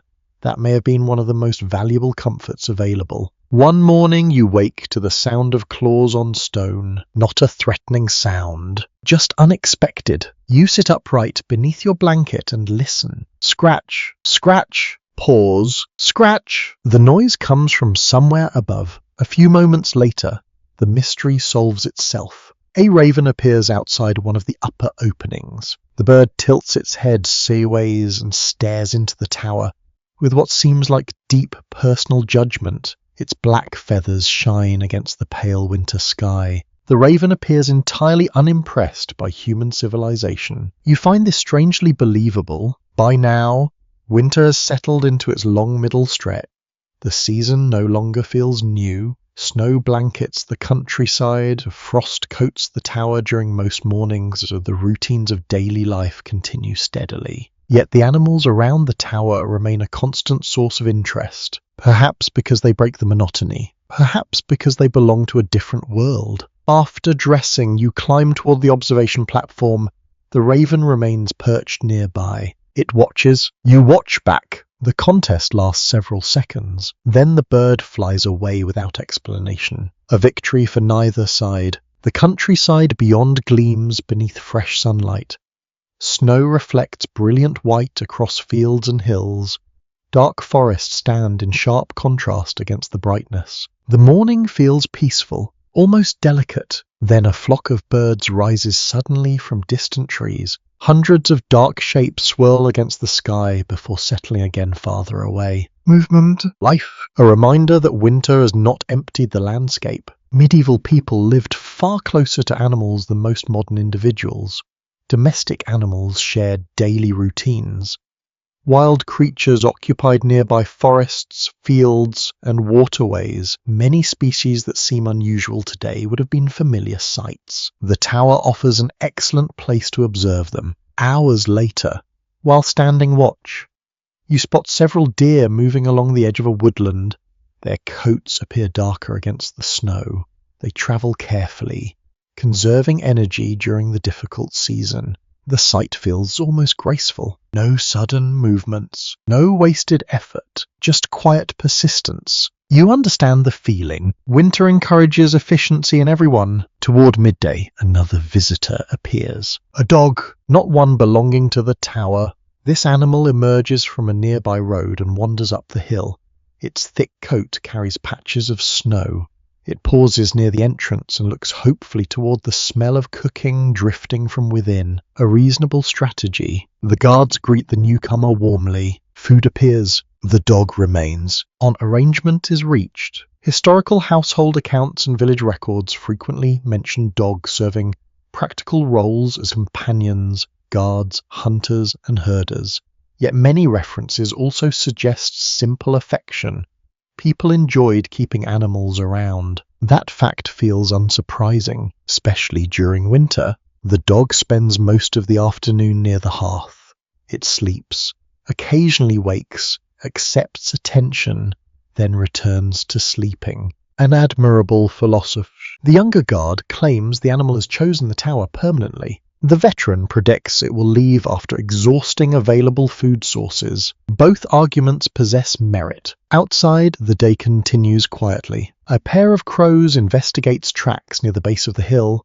Far beyond them, movement appears along a frozen stream. You narrow your eyes. 3 figures. Not 4. Then you realize they are not people at all. Wolves. The animals move across the snow with effortless confidence. Even from a distance, their progress seems smooth and deliberate. You watch until they disappear into woodland shadows. The sight leaves an impression. Chronicles from various medieval regions occasionally mention wolves, particularly during severe winters. Their reputation often exceeded their actual threat, yet they occupied an important place in both practical experience and folklore. Few creatures captured human imagination quite so effectively. Back inside the tower, discussion begins almost immediately after the sighting. Everyone has a wolf story. Every single person, the veteran, possesses through. At minimum, one account involves laws. Livestock. Another involves a hunting party. The third grows increasingly dramatic each time it is told. Nobody objects. The story has become a communal tradition. A curious little mystery concerns how many animal tales recorded in medieval sources were literal descriptions, and how many gradually absorbed elements of folklore over time. The boundary between observation and storytelling could become surprisingly flexible. Humans enjoy improving narratives. Animals often become characters within them. The afternoon drifts onward. Clouds gather briefly before moving away again. Light shifts across the snowy landscape. The dog continues sleeping near the fire with impressive commitment. At some point, you become slightly jealous. During observation duty, another creature captures your attention. A fox! The animal appears unexpectedly near a distant hedgerow. Its reddish coat stands out vividly against the snow. It pauses frequently while moving, listening carefully before continuing. The fox seems perfectly adapted to winter. Silent, patient, alert. For several minutes, you forget everything else. Then the animal vanishes. Gone, as quickly as it appeared. One forgotten detail preserved in a handful of medieval records involves people feeding birds during difficult winters. Whether motivated by practicality, habit, religious feeling, or simple kindness, some communities maintained surprisingly close relationships with local wildlife. Not everyone viewed nature solely as something to conquer. Sometimes people simply coexisted. Roaches are. The sky turns pale gold near the horizon. Long shadows stretch across frozen fields. Smoke rises from village chimneys in distant columns. The raven returns. Of course it does. The bird lands near the same spot as before and resumes its inspection of tower affairs. You suspect it believes itself responsible for supervising the entire region. Perhaps it is. No one can prove otherwise. The dog notices the raven and barks once. The raven remains unimpressed. The balance of power appears unchanged. Darkness eventually settles across the countryside. The animals disappear into forests, fields, villages, and hidden places beyond sight. Yet traces remain. Tracks in snow. Distant calls, memories of movement. You descend toward the fire as night arrives. The dog has relocated closer to the hearth. The raven is nowhere to be seen. Wolves continue roaming somewhere beyond the hills. Foxes continue hunting. Deer continue searching for food beneath winter branches. Life persists in every direction. The tower may feel isolated at times, but tonight you understand something important. You are not alone on this frozen landscape. Countless creatures share the season with you, some visible, some hidden, all enduring the same winter beneath the same cold stars. The first cough seems harmless. No one pays much attention to it. Winter has a way of drying throats and irritating lungs. People spend months breathing smoke from hearth fires. Cold air stings the chest during observation duty. A cough here and there hardly feels unusual. Yet over the next few days the sound returns. Again and again. One evening, while sitting near the fire, you notice the younger guard rubbing his hands together more than usual.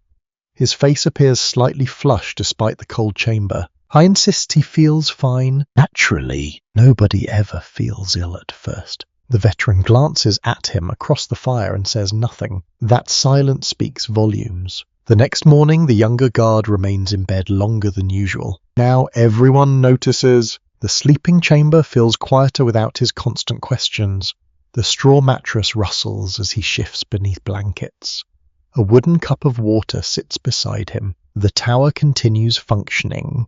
Observation duties continue. Meals continue. Winter continues, yet a subtle concern settles over the building. Illness always changes the atmosphere, even before anyone says so aloud. You climb to the upper platform shortly after dawn.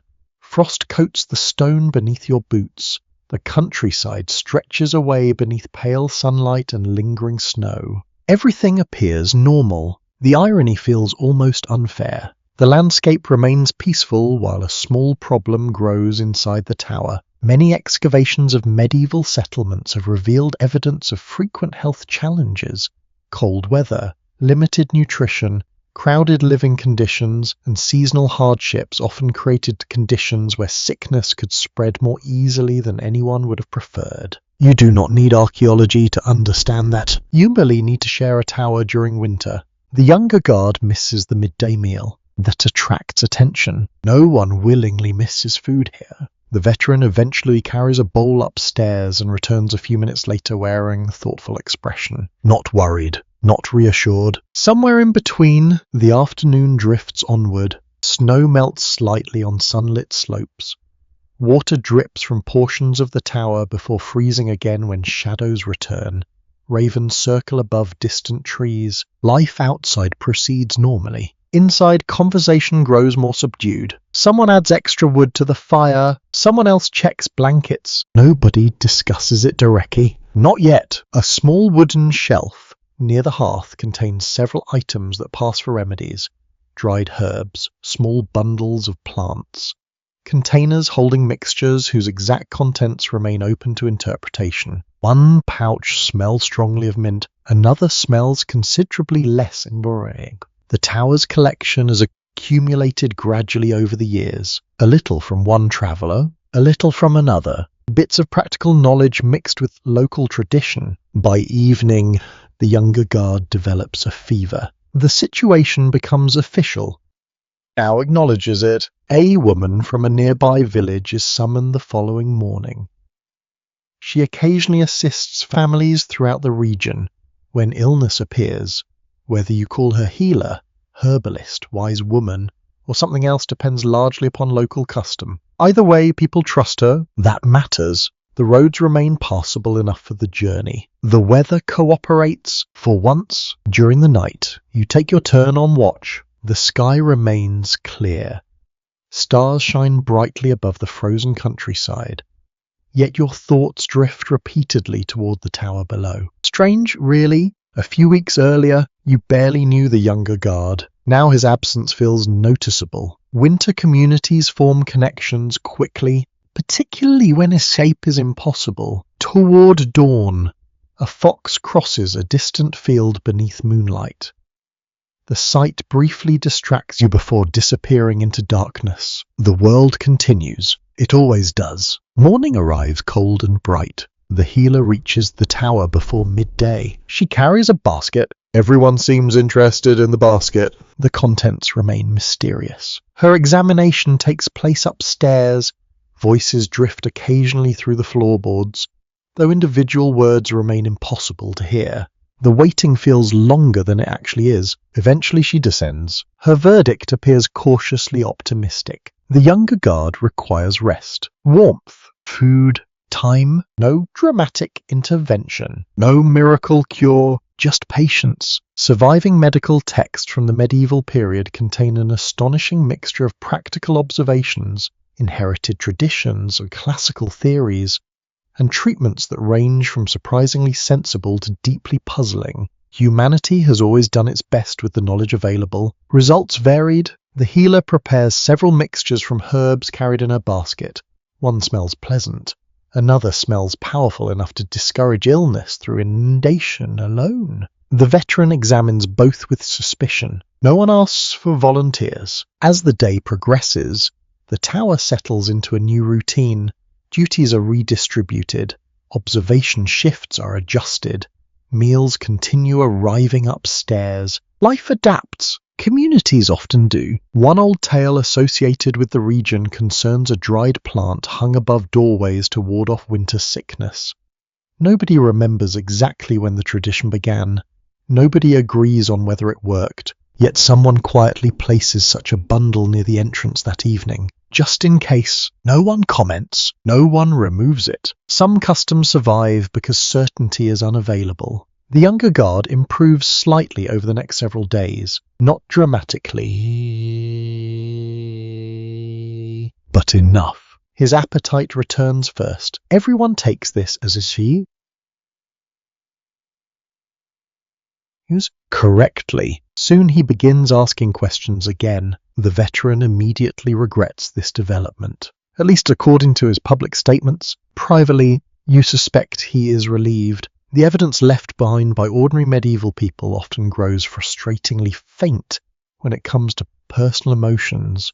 Account books record expenses, inventories record possessions, official documents record obligations. Friendship rarely receives paperwork, yet moments like this make certain conclusions feel reasonable. People worried about one another.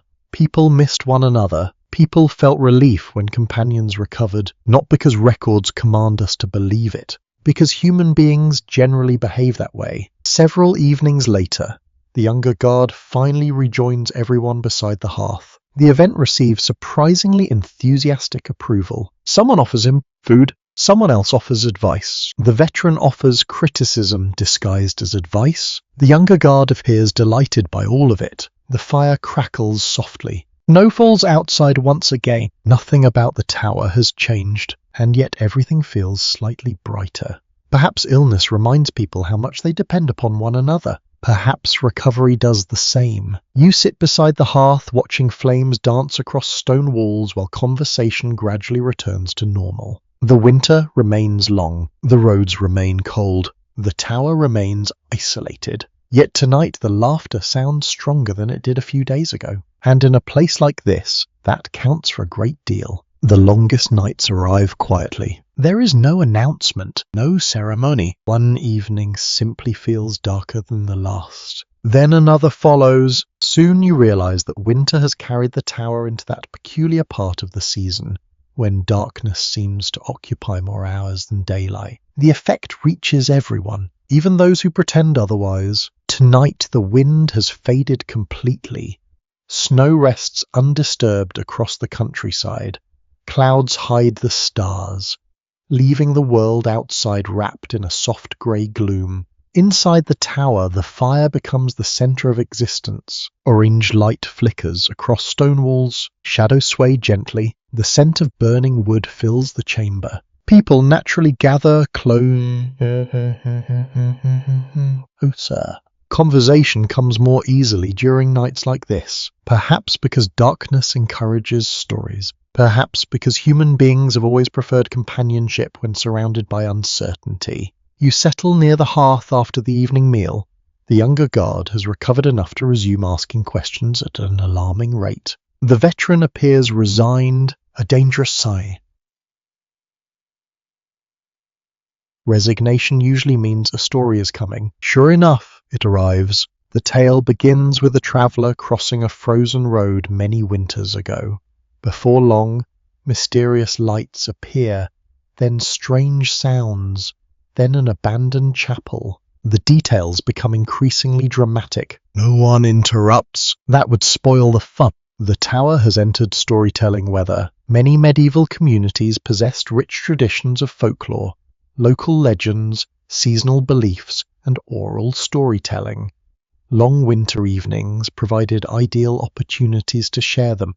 Before books became widely available, stories served as entertainment, education, memory, and social glue. You can understand why the fire crackles, snow drifts against the walls, the setting practically demands a tale. The veteran reaches the most dramatic portion of his story. Naturally, this is when someone points out an inconsistency. The interruption sparks debate. Now, several versions of the same legend emerge simultaneously. Apparently, no two people remember it the same way. The argument remains friendly, mostly. The younger guard insists the mysterious lights were spirits. The quiet guard suggests smugglers. Someone else proposes travelers carrying lanterns. A fourth person suspects the entire story originated because somebody wandered into a ditch after consuming too much ale. That explanation receives strong support. The truth remains unavailable. The story survives. Not every mystery requires solving. Later, while adding wood to the fire, you notice a small object hanging from a beam above the hearth. A carved wooden charm. You have seen it before, but never asked about it. Tonight, curiosity wins. The answer proves surprisingly complicated. 3 people provide 3 different explanations. One claims it protects against bad luck. Another says it commemorates a former guard. The veteran insists it prevents chimney problems. The confidence of his answer immediately reduces its credibility. No one truly knows. The charm simply exists. It has existed for years, perhaps longer. A number of medieval objects discovered by archaeologists continue raising questions because their exact purpose has vanished from memory. People once understood them perfectly. Centuries later, certainty becomes much harder to achieve. Time erases instruction. The object remains. The explanation disappears. The evening continues. Outside, darkness presses against the tower windows. The world beyond feels distant and hidden. Forests vanish entirely. Roads disappear beneath shadow. The fire remains bright. Only the voices remain clear. One guard begins describing a village custom involving bells rung during certain winter nights.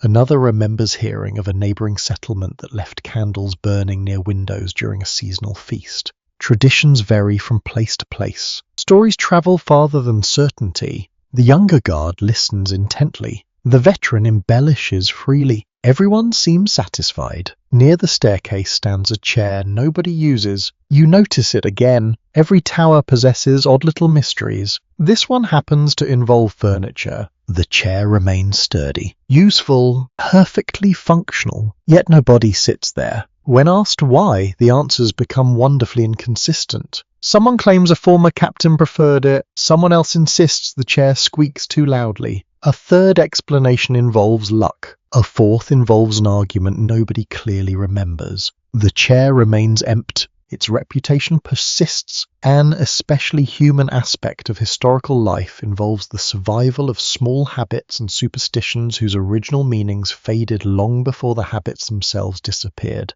People inherit customs, then forget why, yet continue following them anyway. The fire burns lower. More wood is added. Sparks drift upward. The atmosphere grows calmer. Stories soften. Voices become quieter. At some point, the conversation turns toward dreams. That subject proves nearly as dangerous as politics. Everyone has an opinion. One guard believes dreams reveal hidden truths. Another insists they result from poor suppers. The veteran somehow argues both positions simultaneously. An impressive achievement. The available sources from medieval Europe reveal a wide range of attitudes toward dreams, omens, signs, and unusual experiences. Learned scholars, clergy, villagers, travellers, and soldiers often interpreted such things differently depending on background and circumstance. Human beings have always searched for meaning, particularly during long nights. Outside, snow begins falling again. Very lightly, tiny flakes drift through the darkness beyond the tower walls. You notice them only when they cross the faint glow escaping from a narrow opening. The sight feels peaceful. The younger guard finally grows tired. A remarkable event. One by one, people begin preparing for sleep. Blankets await upstairs. Boots are gathered. Lanterns are adjusted. The fire remains active but smaller now. Its warmth settles into the room like a final conversation. Before climbing the staircase, you glance once more toward the unused chair. It remains empty. Naturally. Perhaps someone originally had a reason. Perhaps no reason ever existed. Either possibility feels equally plausible. The tower contains many such mysteries. Not grand mysteries, small ones, human ones, the sort that accumulate wherever people spend years living together. You climb toward the sleeping chamber while snow falls softly outside. The old tower creaks occasionally in the cold. Shadows linger in corners, somewhere below. The fire continues glowing faintly. The world beyond the walls has disappeared into darkness, yet the tower feels strangely warm tonight. Not because the air is warmer, not because the season has changed, but because stories, beliefs, habits, and shared memories have filled the empty spaces between stone walls. And during the deepest part of winter, those things can feel almost as important as the fire itself. The sign appears shortly after sunrise. At first, it seems insignificant, just a thin line crossing fresh snow on a distant road. You almost miss it. The morning has been unusually calm. Clouds drift lazily across the sky. Frost sparkles on rooftops far below. The countryside lies quiet beneath a pale winter sun. Then the quiet guard notices the tracks. Of course he does. And notices everything. You follow his pointing finger toward the southern road. From this distance, details remain difficult to distinguish.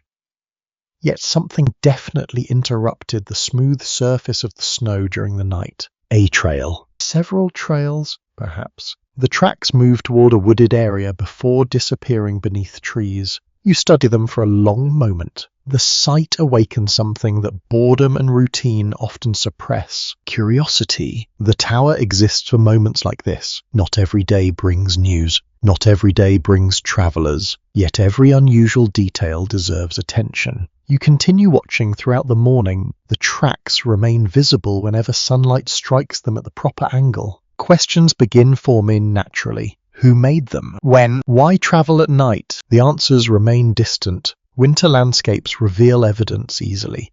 Snow records movement with remarkable honesty. A person crossing a field leaves a signature behind. So does a horse. So does a cart.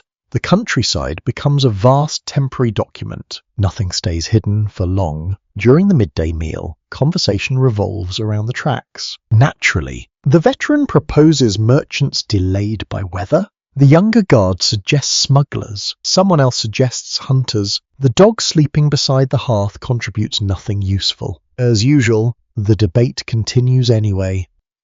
A messenger arriving from a nearby settlement provides partial clarification.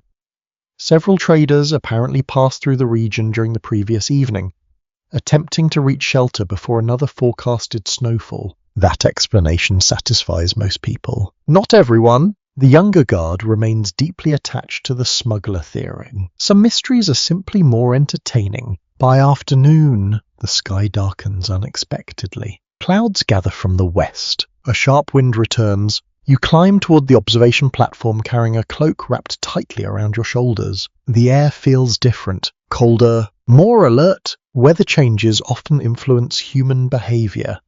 Roads that seem manageable in the morning can become hazardous by evening. Travelers hurry, villagers prepare, guards pay closer attention. The entire landscape adjusts. Standing atop the tower, you scan the countryside carefully. Movement appears near the forest. This time you see it clearly. Several riders, 4 perhaps, maybe 5. Distance makes certainty difficult. They travel steadily along a narrow route winding through snowy hills. Their pace suggests familiarity with the terrain. Nothing alarming, yet nothing ordinary either. You continue watching. The riders disappear briefly behind a ridge before reappearing farther north. Eventually they pass beyond sight. The encounter remains uneventful. Still, it occupies discussion for much of the evening. One reason watchtowers existed across many regions involved uncertainty. Most days proved peaceful. The challenge lay in recognizing the rare day that would not be. Vigilance required patience and judgment. A rider might be a merchant, a traveller, a messenger, or something else entirely. The distinction mattered. As daylight fades, another task demands attention. The signal horn requires inspection. Cold weather affects everything eventually. Leather dries, wood contracts, metal behaves differently in freezing temperatures. You accompany another guard to examine the equipment. The horn hangs near the observation area, protected from the worst of the weather. Its surface feels cold beneath your fingertips. A blast from the instrument echoes across the hills. The sound carries surprisingly far. Even the dog downstairs reacts not positively. The test proves successful. The dog eventually forgives everyone involved. An old account from a frontier region describes how warning signals occasionally travelled astonishing distances through chains of watch posts and settlements. Exactly how efficient such networks remained under difficult conditions is harder to determine.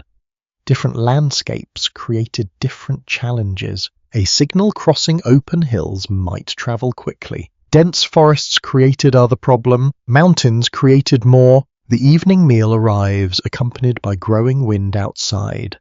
Snow begins falling again, though lightly. Inside, the atmosphere remains comfortable. The younger guard has developed a new theory involving the riders. He now believes they were secret envoys carrying important political information. No evidence supports this conclusion. None whatsoever. The lack of evidence seems irrelevant. The veteran encourages the theory briefly, then expands it into something even more absurd. The resulting story includes hidden treasure. Naturally, soon everyone contributes additional details. The riders become more mysterious. The treasure becomes larger. The credibility becomes smaller. The process entertains everyone. That appears sufficient. After supper, you climb the tower once more for an evening watch. Darkness settles gradually across the countryside. Village lights appear one by one, roads fade into shadow, snow reflects faint moonlight beneath breaks in the cloud cover. The landscape looks peaceful, yet peaceful does not mean empty. That lesson has become familiar. People continue traveling, animals continue moving, events continue unfolding beyond the horizon. Most remain unseen. A single lantern appears far away. Then another. Perhaps a farmhouse, perhaps travellers. Distance conceals certainty, so you remain watching for some time. The wind brushes against your cloak. Frost forms slowly along exposed stone. Somewhere in the darkness, a fox barks briefly before falling silent again. The sound carries clearly through cold air, then nothing, only stillness, only winter. Eventually your shift ends. You descend toward the lower chamber where firelight spills across the floor. Warm air greets you. The smell of wood smoke and stew lingers pleasantly in the room. Several guards remain awake. Conversation continues quietly. The younger guard has not abandoned the treasure theory. No one expected him to. You sit beside the hearth and extend your hands toward the flames. Outside, snow continues falling gently over roads, forests, and hidden tracks. Travelers move through the darkness. Villages prepare for another cold night. The tower watches over all of it, not because danger is certain, because uncertainty is, and in a medieval winter, that difference means everything. The first crack appears near the doorway. It is not large. In fact, you almost miss it. A thin line runs through a section of mortar between two stones. During summer, nobody would have noticed. During winter, however, even the smallest imperfection attracts attention. Cold has a talent for finding weaknesses. You discover the crack shortly after dawn while carrying firewood inside. The morning air feels sharp enough to sting your lungs. Frost covers the ground. A pale sun hangs low above the horizon. The tower has survived many winters. Even so, every season leaves its mark. You crouch beside the wall and run a gloved finger near the damaged section. Tiny grains of mortar crumble loose. Nothing serious. Not yet. Still, word spreads quickly. By breakfast, everyone knows. The younger guard suggests the tower might collapse. The veteran suggests the younger guard stop helping disasters grow larger. The discussion ends there. Mostly, the tower remains sturdy, yet winter maintenance becomes the unofficial theme of the zoo. Life inside an old building requires constant attention.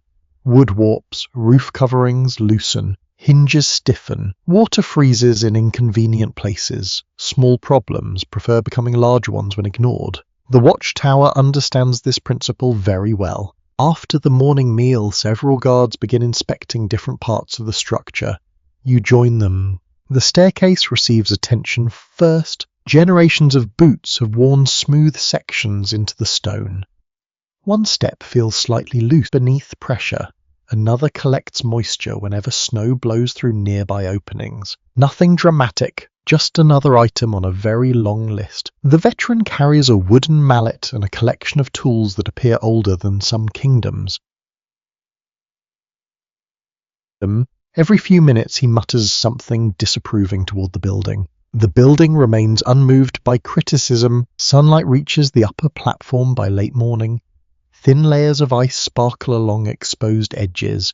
You spend some time clearing snow from areas where drifting accumulation has become excessive. The work proves surprisingly tiring. Snow looks lighter than it feels, especially when lifting it repeatedly. A wooden beam near the observation level attracts additional concern. Tiny gaps have appeared where different materials meet. Nothing dangerous, nothing urgent. Yet everyone prefers addressing small issues before they become memorable stories. Near noon, you discover evidence of previous repairs. A section of timber bears old tool marks. Someone long ago patched a damaged area using techniques that still hold today. The repair has weathered countless storms. You pause for a moment. The person who made those repairs is long gone. The work remains. That thought feels strangely comforting. The tower contains layers of effort left behind by people who never expected future generations to know their names. Their contribution survives Aoi. The younger guard spends much of the afternoon carrying supplies and asking questions. He wants to know who built the tower. Nobody knows. He wants to know exactly how old it is. Nobody knows that either. Several theories emerge immediately. Naturally, one person claims the tower predates a nearby village. Another insists both were constructed around the same period. The veteran offers a date with tremendous confidence. No evidence accompanies it. The younger guard seems impressed regardless. The tower keeps its secrets. A faded symbol carved into one interior stone only deepens the mystery. The mark resembles a cross from certain angles. From others, it resembles something entirely different. Nobody agrees on its purpose. A mason's mark, perhaps a personal signature. A protective symbol, or simply a scratch that acquired meaning later. The stone remains silent. Outside, the weather shifts during the afternoon. Clouds gather gradually across the sky. Wind returns from the north carrying fresh, cold air. The change arrives as quickly as... By the time you finish clearing another section of snow, your fingers feel stiff despite thick gloves. Everyone retreats indoors more frequently. The fire becomes increasingly attractive. While warming yourself beside the hearth, you notice another example of ongoing maintenance. A cooking pot has developed a small crack near one handle. Someone repaired it using metal fastenings years earlier. The repair looks awkward. It also works. Life in the tower often follows that philosophy. Perfection remains or function matters more. A worn chest near the wall displays similar evidence. Its lid no longer closes exactly as intended. Additional pieces of wood have been added over time. The result appears slightly crooked. The chest continues serving its purpose. Nobody complains. Too much. Toward evening, a stronger wind begins rattling parts of the structure. Wooden shutters tap softly against their fittings. The sound echoes through the tower. Tap, tap, tap. One guard climbs outside briefly to secure a troublesome section.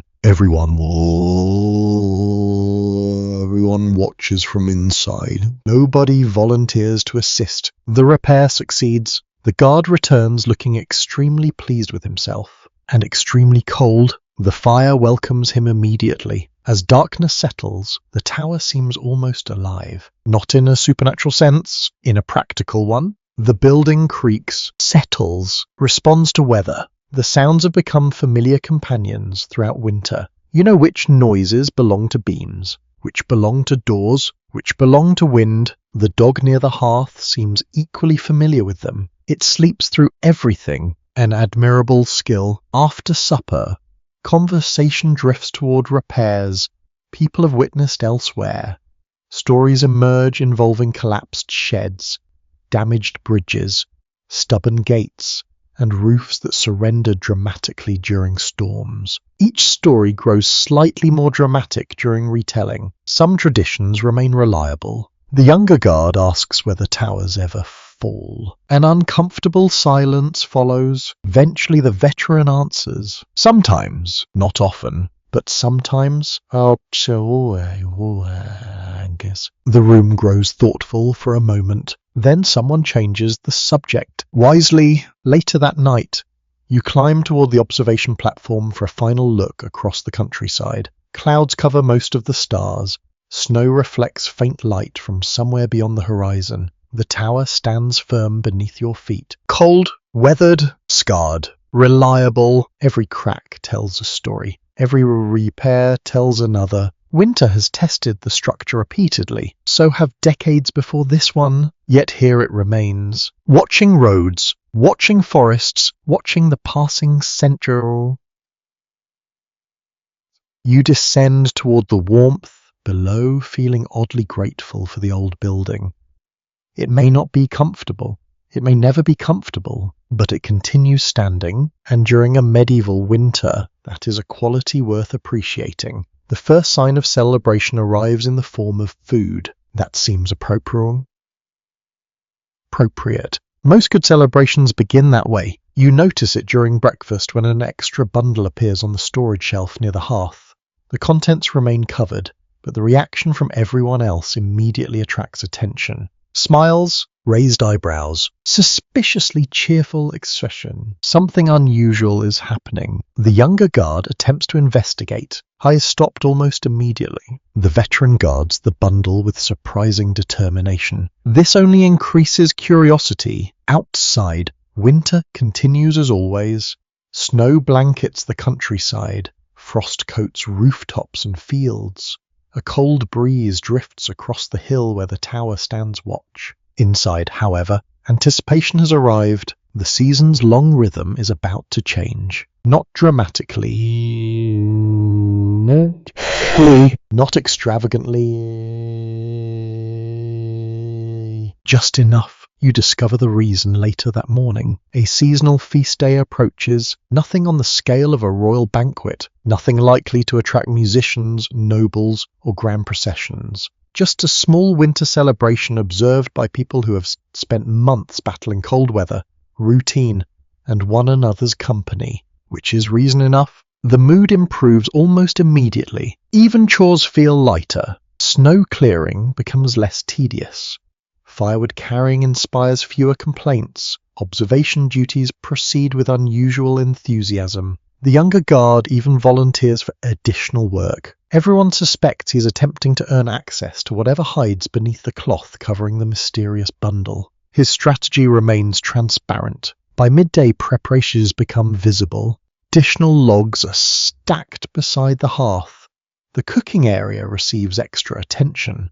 Wooden bowls are cleaned more carefully than usual. The tower is preparing itself in a modest way, the same way ordinary people have prepared for special occasions throughout history, not with luxury. With effort, a set of wooden cups stored carefully in a chest emerges for the occasion. You have seen them before, but rarely in use. Unlike everyday drinking vessels, these cups bear simple carved decorations around their rims. Leaves, birds, geometric patterns, nothing elaborate, yet noticeably special. The carvings have been worn smooth by many hands, many winters, many gatherings. You find yourself wondering how many celebrations they have witnessed. The answer is impossible to know. The afternoon brings another surprise. A villager arrives carrying a small basket as a gift from a nearby settlement. The contents are humble but welcome. Fresh bread, a little honey, a few preserved apples. The younger guard looks as though someone has delivered treasure. Perhaps they have. Winter changes definitions. The visitor remains only briefly before returning home. Roads remain cold and daylight remains limited. Even short journeys require planning this time of year. Before leaving, the villager exchanges news and stories with those near the fire. Laughter follows. Promises of future visits follow as well. Then the door closes. Cold air slips inside briefly. Warmth returns. The tower settles back into anticipation. As daylight begins fading, the feast preparations truly begin. The covered bundle is finally revealed. Smoked meat. Not a huge amount. Not enough to feed an army. Enough to transform an ordinary meal into something memorable. The reaction borders on reverence. The veteran nods approvingly. The younger guard looks ready to compose poetry. The fire burns brightly while food cooks slowly. Rich aromas spread through the tower. Wood smoke mingles with the scent of roasting meat. Herbs simmer in a nearby pot. The smell reaches every corner. Even the dog becomes unusually attentive. Particularly the dog outside. Twilight settles across the snowy countryside. Village lights appear, one by one in the distance. Thin streams of smoke rise from chimneys before disappearing into the darkening sky. Elsewhere, families are likely preparing celebrations of their own. The thought feels comforting. The tower may stand apart from surrounding communities, yet it remains connected to them. By roads, by stories, by seasons. Night finally arrives. The feast begins. Wooden bowls pass from hand to hand. Bread is shared. Honey appears in small quantities. The smoked meat receives the sort of attention usually reserved for important diplomatic negotiations. Conversation grows louder, not rowdy, just happy. People tell stories they've already told many times before. Somehow they remain entertaining. The younger guard attempts to retell one himself. The result contains several inaccuracies. The veteran corrects every single one. A familiar tradition, one old lantern hanging near the hearth receives special attention tonight. Someone has polished its metal frame. The warm light reflects softly from nearby walls. The lantern has been part of the tower longer than anyone currently living there, at least according to local rumour. Whether that claim is true remains uncertain. Nobody can remember when the story began. The lantern simply belongs, like the tower, like the chair nobody uses, like the mysterious carving up.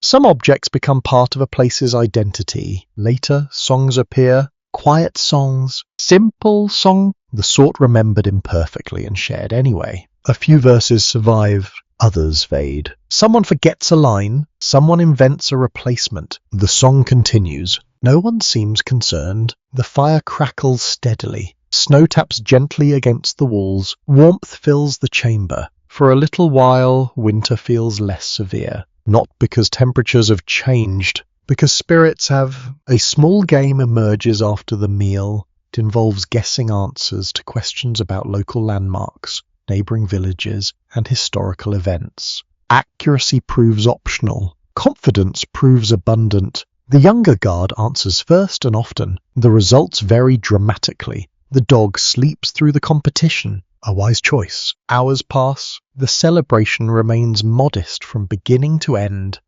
No grand spectacle occurs. No miracle interrupts the evening. No famous visitor arrives bearing gifts. Just food, stories, songs, companionship. Yet perhaps that is enough. You realize something while watching firelight flicker across familiar faces. The feast matters precisely because ordinary days are so ordinary. Months of routine make small joys feel larger. A little honey tastes sweeter. A song sounds richer. A shared meal becomes memorable. Eventually the celebration winds down. The fire burns lower. Voices soften. People begin gathering blankets and preparing for sleep. You linger beside the hearth for a final moment. Outside, winter still covers the land. Roads remain frozen. Forests remain dark. The season remains forever unfinished. Yet tonight the tower feels warmer than it has in weeks. Not because of thicker walls, not because of larger fires, because for a few precious hours, a lonely watchtower became something more than a place of duty. It became a place of celebration, and that memory may carry everyone a little farther through the winter ahead. A few days after the celebration, reality returns, not cruelly, simply inevitably. Winter has a habit of collecting debts. The extra food enjoyed during the feast came from somewhere. The additional firewood burned during long evenings came from somewhere too. Every comfortable moment carries a cost measured in supplies. You notice the change during morning inventory. The veteran kneels beside a stack of grain sacks near the wall. One by one he checks their contents. His expression remains calm, yet slightly thoughtful. That alone attracts attention. When a man who has survived countless winters becomes thoughtful, other people start counting things as well. The numbers are not alarming, not yet. Still, the supplies look smaller than they did several weeks ago. The pile of firewood no longer reaches the mark on the wall where it stood earlier in the season.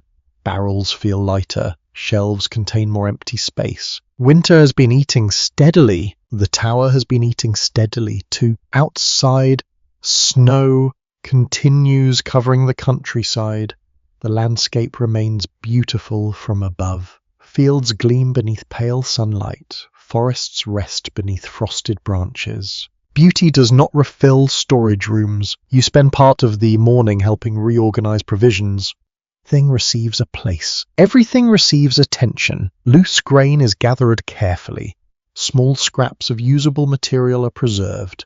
Nothing is wasted casually. The process feels almost ceremonial. The younger guard asks whether supplies are running low. The veteran answers with a long pause. Then he says they are running lower. A meaningful distinction. The tower is not in danger. The tower is simply becoming more aware of mathematics. A shelf near the hearth once held 3 small wheels of cheese. Now it holds one. No one complained. The cheese accomplished its purpose. The empty spaces merely remind everyone that winter remains unfinished. As the morning progresses, discussion turns toward future deliveries.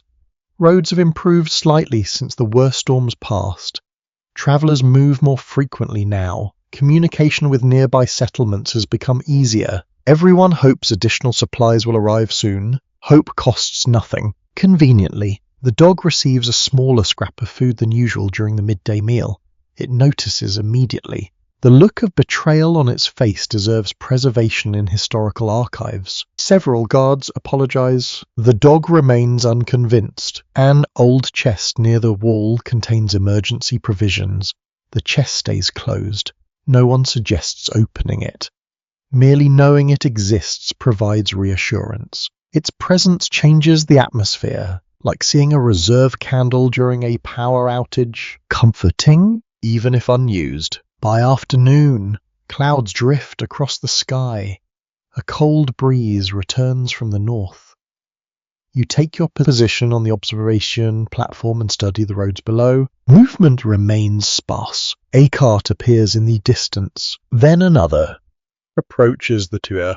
Both continue toward villages farther south. The sight prompts another round of speculation. Could one of them be carrying supplies? Perhaps. Could they simply be transporting ordinary goods? Also, perhaps, winter encourages curiosity, particularly when inventories are involved. The younger guard begins calculating how much food remains. His arithmetic changes several times during the process. The final answer appears dramatically worse than reality. Everyone ignores it. Wisely, a small argument develops over dried peas, not the peas themselves, their quantity. Once a person insists there are fewer than expected.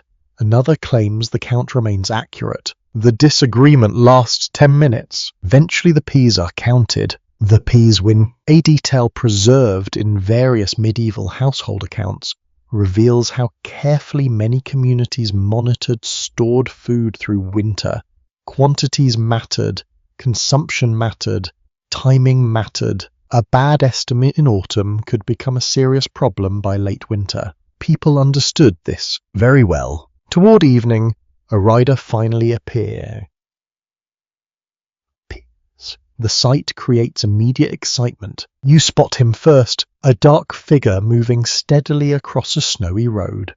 The horse progresses at a respectable pace. The rider heads directly toward the tower. Good news travels quickly. Potential supplies travel even faster. By the time the visitor arrives, everyone has already formed theories, most proving correct, as usual. The rider carries messages and a modest collection of provisions from a nearby settlement. Nothing extraordinary. Yet the reaction suggests he has arrived bearing gold, fresh bread, dried fish, additional grain, a little ale. The inventory instantly improves, not dramatically. Enough! The veteran visibly relaxes. The younger guard begins planning future feasts again. Everyone tells him to slow down. The rider remains for supper. Stories accompany the meal, news accompanies the stories, weather reports accompany the news. Information flows alongside food. Both are welcome. One particularly interesting rumour involves a village several days away where a mill wheel supposedly froze solid during a severe cold spell. The story may be accurate, or improved. Distance often enhances storytelling. No one present can verify it. The rider certainly enjoys telling it. Night settles outside. The fire burns steadily. The newly arrived supplies occupy their places on shelves and in storage chests. The visual difference feels surprisingly important. Human beings often take comfort from visible abundance. Even modest abundance. The tower breathes easier tonight. Not literally, though it almost seems capable of it. Later, while helping stack wood near the hearth, you notice old markings carved into one of the storage shelves. Tiny lines scratched into the wood form a sequence of tally marks. Someone kept count there long ago. Food, perhaps. Firewood, perhaps. No explanation survives. The marks remain, a silent reminder. Winter accounting is not new. Generations before you watched supplies diminish. Generations before you waited for deliveries. Generations before you measured time partly through the contents of storage rooms. The concerns feel remarkably familiar. Before climbing to the sleeping chamber, you take one final look around the lower room. The fire glows warmly. Shelves appear slightly fuller. The dog seems happier. Most importantly, nobody looked worried. Winter still stretches ahead. The season has not surrendered. Yet tonight the tower possesses enough food, enough fuel, and enough confidence to face another week. Sometimes that is all anyone truly needs. Not certainty, not abundance, just enough. Enough to continue, enough to wait for spring, enough to sleep peacefully while snow drifts quietly across the dark countryside beyond the walls. One morning, something changes, not dramatically, not all at once. Yet after months of winter, you notice it immediately. Water, a single drop falls from the edge of the tower roof and lands on a stone below. Then another, then another. You stop for a moment and listen. The sound feels unfamiliar, almost surprising. Throughout most of the season, water arrived frozen. Frost-coated surfaces, snow-buried roads, ice clung stubbornly to shaded corners. Now something is shifting. The thaw has begun, only slightly, only cautiously, yet it has begun. The morning air still feels cold, your breath still appears in pale clouds, snow still covers much of the countryside. Even so, the sunlight feels different, warmer perhaps, softer, the sort of difference that would escape notice during any other season. After a winter spent measuring every degree of comfort, however, the change feels unmistakable. You climb to the observation platform shortly after dawn. The view confirms your suspicion. White fields remain everywhere, yet darker patches have appeared. Small areas of exposed earth emerge beside roads. Certain hillsides show streaks of brown where snow has retreated. Frozen streams display thin ribbons of moving water near their edges. The countryside is waking slowly, very slowly. The younger guard notices it too. His excitement borders on unreasonable. He points toward every patch of exposed ground as though personally responsible for creating it. The veteran remains skeptical. Spring, he insists, enjoys making promises it does not always keep. A cold storm could still arrive. Heavy snow could still return. The younger guard refuses to accept such pessimism. Their disagreement becomes a daily ritual. Neither side wins. Not yet. Throughout the morning, small signs continue appearing. The dog spends more time outside. Birdsong becomes easier to hear. A pair of crows investigate areas where snow has melted near the road. Life seems slightly busier, slightly louder. The tower notices. Everyone notices. Winter remains present, yet no longer invincible. Near midday, a traveller stops briefly at the tower while heading north.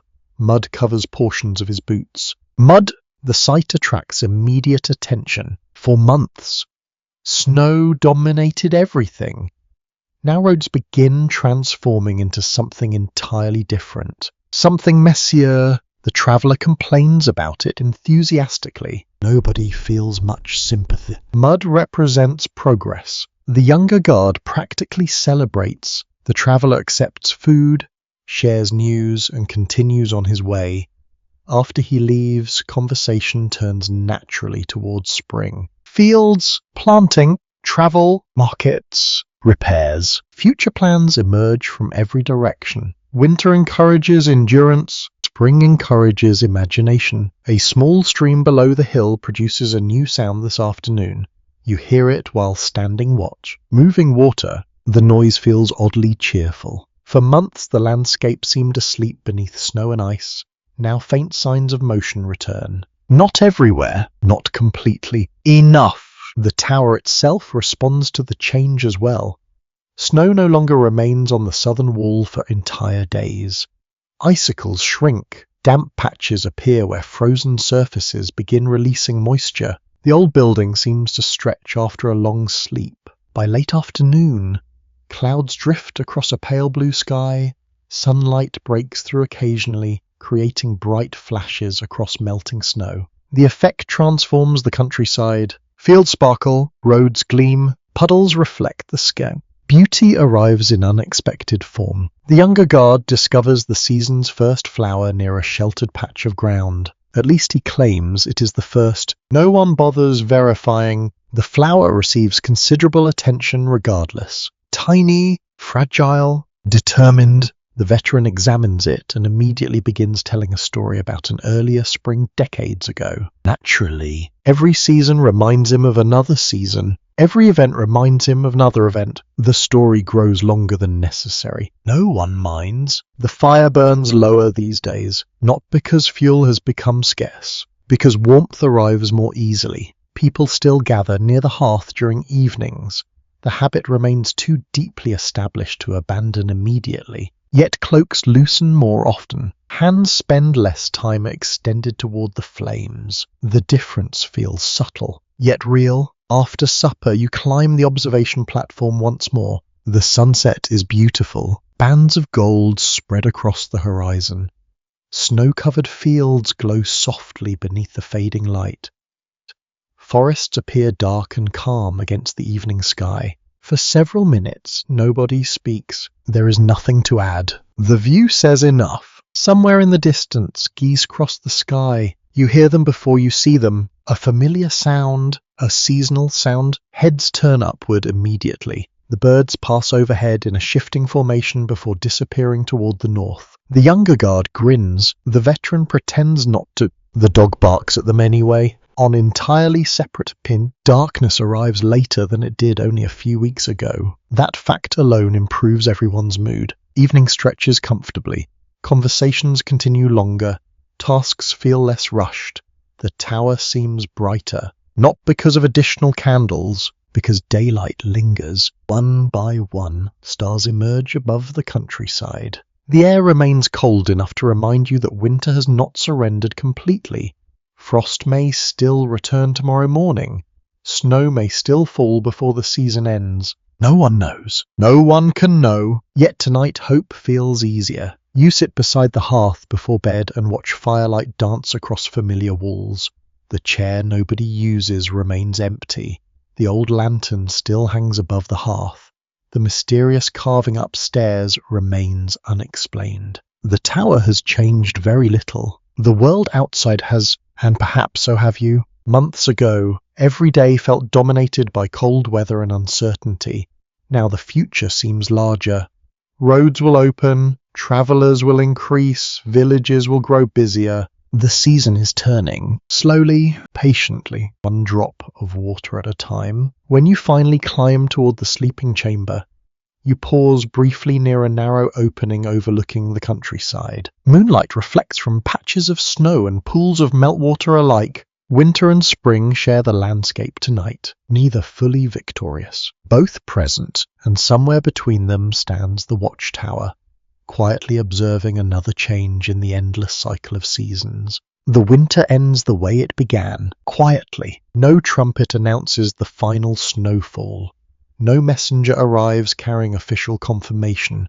No great ceremony marks the passing of the season. One morning, you simply realize that winter no longer rules the countryside. The transformation has been gradual. Snow retreated from roads first, then from fields, then from hillsides. Now only scattered patches remain in shaded places where sunlight arrives reluctantly. The world beyond the tower has changed, and so has the tower itself. You wake before dawn as usual. Habit has become stronger than necessity. The sleeping chamber feels familiar now. The straw mattress that once seemed uncomfortable feels ordinary.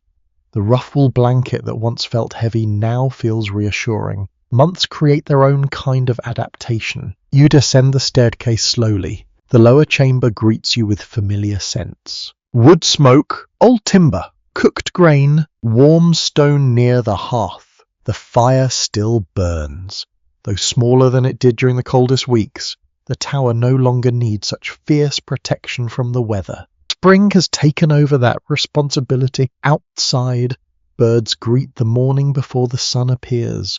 Their calls drift through open spaces where winter winds once howled.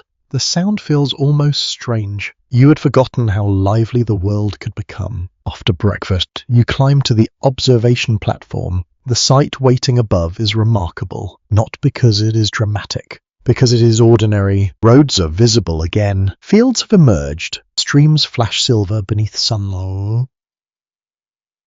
Farmers move through distant land preparing for the growing season. The countryside is awake. Life has resumed its outward motion. The younger guard points toward a wagon travelling along a road that remained empty for much of winter. Another follows behind it. Then another. Traffic has returned. The veteran notices as well. He says little, yet you catch a faint smile. Perhaps he enjoys seeing the landscape come alive again. Or perhaps he enjoys proving that spring eventually arrives no matter how much he complains about it. Either explanation seems possible. Throughout the day, visitors come and go more frequently than before. Travellers stop for directions, messengers pass through, villagers exchange news. The tower feels connected to the wider world once again. The isolation of winter begins fading into memory. Not forgotten, simply finished. Near midday, you notice something else. The chair beside the hearth remains empty. Even now, after all these months, no one sits there. No one explains why. The mystery survives another season. Some things never change. The same can be said for the old lantern above the fire. It still hangs in its familiar place. The carved marks on the shelf remain. The strange symbol in the stone upstairs remains equally puzzling. Winter arrived. Winter departed. The tower stayed. Generations before you witnessed similar seasons. Generations after you will do the same. The thought feels comforting. The building belongs to time itself more than it belongs to any individual. Afternoon, sunlight fills the observation platform with warmth not felt for many months. You rest a hand against the stone wall. It no longer feels painfully cold, only cool. The difference seems enormous. Below, a stream rushes past carrying melted snow toward distant rivers. Grass appears in scattered patches. Tiny flowers dot parts of the hillside. Colour has returned. The world looks less severe, less silent, less lonely. Toward evening, the dog that adopted the tower months ago lies near the entrance, enjoying sunlight. The animal appears entirely satisfied with life. A sensible approach. The younger guard talks excitedly about future plans. Journeys, markets, festival, adventures. The veteran listens patiently, then reminds him that plenty of work remains. This exchange has happened before. It will happen again. Some traditions require preservation. As sunset approaches, you climb the observation platform one final time. The sky glows gold above distant hills. Birds cross overhead.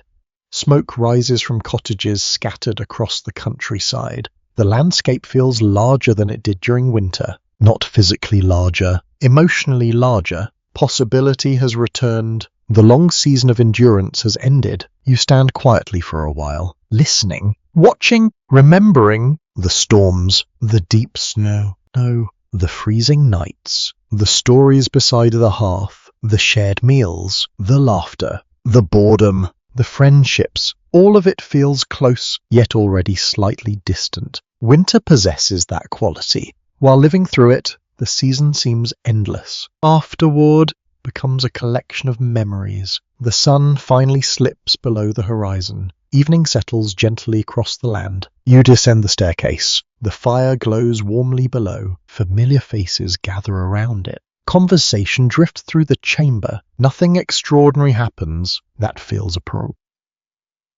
appropriate. The season ends not with spectacle but with continuity. Life simply moves forward. And now, as the tower settles into another peaceful night, it is time to let the story settle as well. The fire burns softly. The walls hold the last warmth of the day. Outside, spring breezes move across fields that only recently slept beneath snow. You imagine the tower standing beneath countless sunsets yet to come. Travelers will arrive. Guards will watch the roads. Storms will return in future winters. Flowers will bloom again each spring. The old stone structure will remain where it has always stood, observing seasons pass one after another with patient certainty. And you, having spent a winter within its walls, can finally rest. The cold winds have faded. The long nights have shortened. The roads are open once more. The countryside breathes easily. The firelight grows softer. Voices become distant. The tower grows quiet. Above, stars emerge one by one in the deepening sky. Beyond the walls, streams murmur gently through the darkness. The scent of wood smoke lingers in the air. Warmth remains near the hearth. Everything feels calm. Everything feels settled. So you close your eyes and allow the old watchtower to fade into the peaceful distance, standing beneath the stars as it always has, watching silently over fields, forests, roads, and dreams. Sleep well.